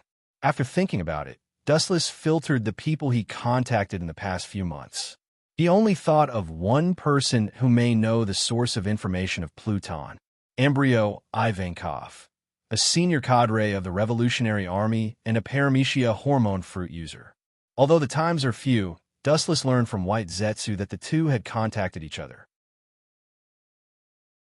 As for the content of the conversation, only God knows. Maybe Crocodile got the information of Pluton from him. So he recruited Nico Robin, the devil child, opened an umbrella for her as a shichibukai, and took the opportunity to sneak into Mariewa. "Master, why do you want to interpret the poneglyphs? These unmentionable pasts should be the pasts that the world government has always wanted to erase. Exposing them will do you no good as a celestial dragon." Staring at Dustless's face, Robin asked doubtfully. The general content of the so-called poneglyphs, according to her guess, is to record how the 20 kings destroyed an ancient kingdom 800 years ago. Of course, there are also records of the whereabouts of ancient weapons. If you have to find a reason, looking at Robin's eyes and sorting out his thoughts, Dustless said, "I'm not interested in who is right or wrong in history, and ancient weapons are actually dispensable to me." Dustless said frankly and seriously, showing sincere feelings in his words. Even though his expression was still frozen and cold, it was a lot gentler, and the cold villa gradually warmed up. "To put simply, I'm just curious." Curious. Hearing this, Robin couldn't help but be startled, and the corners of her mouth twitched slightly. The answer she had been looking forward to for a long time should be refreshing, not so simple and casual. Looking at Dustless's eyes, Robin's sight no longer changed. People say that the eyes are the windows of the soul. As long as there is any lie, the eyes will dodge and shrink, and even blink unnaturally. Could it be true? After a while, Robin said in astonishment. Her black eyes were as calm as autumn water, but her own eyes were constantly changing and jumping irregularly. She had never thought that Dustless's reason for looking for the poneglyphs would be so frivolous and careless. Don't be so surprised. There are very few things in this world that can satisfy me. Dustless's words were full of helplessness, and he was speaking from the bottom of his heart. From Robin's stunned and doubtful look, she seemed to think that it was a lie. I'm not interested in the poneglyphs. If you insist on looking for a far-fetched purpose, it's nothing more than searching for the truth. Don't you think it's ridiculous to be fooled by the past 800 years like a clown? Dustless stared at the doubtful Robin and asked, I think I have some understanding. Robin nodded, and her clear eyes were still a little confused. She vaguely understood Dustless's meaning. Dustless wasn't interested in the truth of history. Who was right and who was wrong had nothing to do with him. It was 800 years later, and everything in the past had changed. It had turned into a pile of yellow soil, and everything had lost its meaning. The only thing that annoyed him was that if you died, you died. Why did you have to leave behind a bunch of deceptive mysteries that harmed the future generations? You played the whole world like a chess piece in the palm of your hand. This was also the reason why Dustless couldn't accept it. No one wanted to be deceived by a corpse that had decayed hundreds of years ago. Others might not care, but Dustless had a bone-deep hatred for it.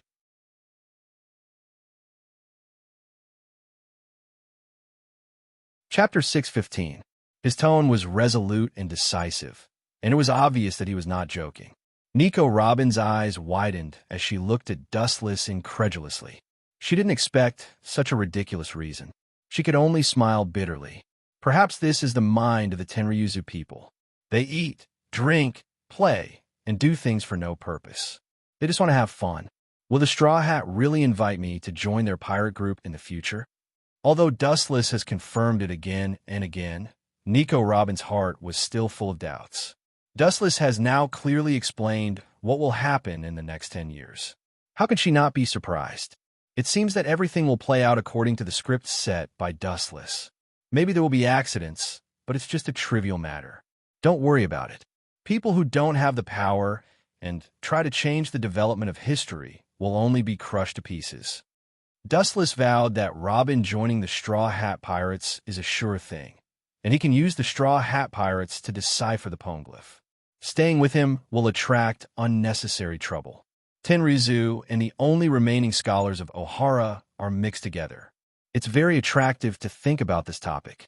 After that, after the collection of the poneglyph, what should we do with the pirates? Robin asked curiously. After that? That's unnecessary. After they have no value, we will kill them all. Dustless murderously said.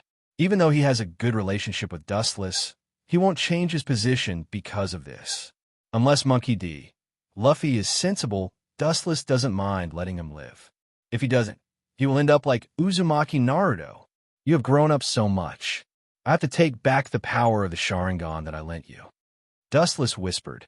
When he secretly brought the young Nico Robin to Mariewa, Dustless was afraid that she would be in danger, so he lent her his dojutsu. Now Robin has the power to protect herself, and there is the protection of Crocodile. The power of Sharingan continues to stay in her body is just a burden. Time flew by quickly. After instructing Nico and Robin on many important matters, it was almost dawn. The three of them were not ordinary humans. Even if they stayed up for an entire night, their expressions would not change. Robin then used his agile movements to leave without anyone noticing. It was as if nothing had happened. At the same time, Dustless also brought the bloodline factor information he obtained to Dressrosa through a secret channel, and successfully fell into the hands of Caesar. Caesar immediately carried out various experiments and accelerated the production of the artificial devil fruit. Because Fonche village was too remote, no one cared about it. Bandits would often visit this place. On the mountain road, a group of bandits was about to go to the town to rob, but a strange figure suddenly flashed. He had a handsome face and fair skin. At first glance, he was the son of a wealthy family. Pretty boy, hand over all your valuables, and I'll leave your corpse intact. The ferocious bandit stood out. Seeing that Wu Chun was dressed like a young master from a wealthy family, he immediately warned. At the same time, he shook the machete in his hand, full of threat. Sig Mountain bandits, it should be you. The king of your group of rats is called Sig, and he has a bounty of 8 million berries. Ignoring the threat of the bandits, Dustless said to himself, and at the same time, his eyes began to twist sharply, turning into dark red magatama, staring at the group of people with no expression. You call me the Rat King. As the leader, Sig's old face twitched fiercely. He stepped forward and his old face turned green. He waved his hand and said with hatred, "It's not too late to cut him up and search him, so that he doesn't have to struggle." Since the boss gave the order, the group of bandits naturally did not dare to disobey, and they rushed toward Dustless. You group of bandits can fight with Akagami of Yonko for emperors, and indirectly take one of his arms. It can be regarded as a blessing from the ancestral grave. A faint ripple appeared in his scarlet eyes, and the aggressive group of bandits instantly fell to the ground like dead dogs. Guru. At this moment, the din mushy in his arms suddenly rang. It was used by Dustless and Hawkeye. Did you kill the guy called Baron Eggy? Before Hawkeye spoke, Dustless asked in advance. Eating the dark fruit has to pay a price, and this unbearable price is life. Do you think you could be safe after eating the dark fruit with the blessing of Bigamamu? What a fool. Although it is a little more troublesome, it has been done. Hawkeye was a little tired, but he was full of energy. It is very difficult to quietly kill the people protected by Bigamamu. He must find a chance to kill them. Otherwise, once he is discovered, he will be besieged. Therefore, Hawkeye wasted a lot of time looking for the right opportunity.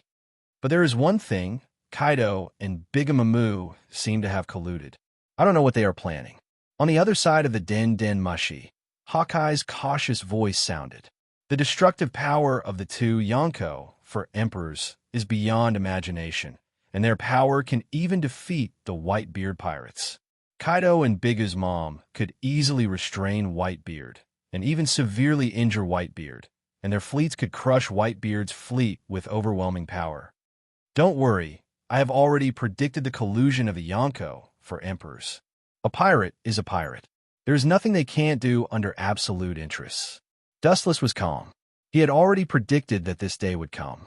Not colluding means that it is likely to be destroyed. Even if there is a grudge, it must be cut off and forgotten.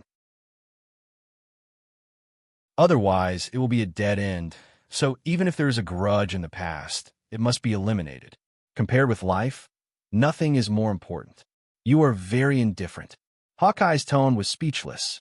When two Yonko, for emperors, join forces, there is absolutely no force in the world that can easily crush Universal.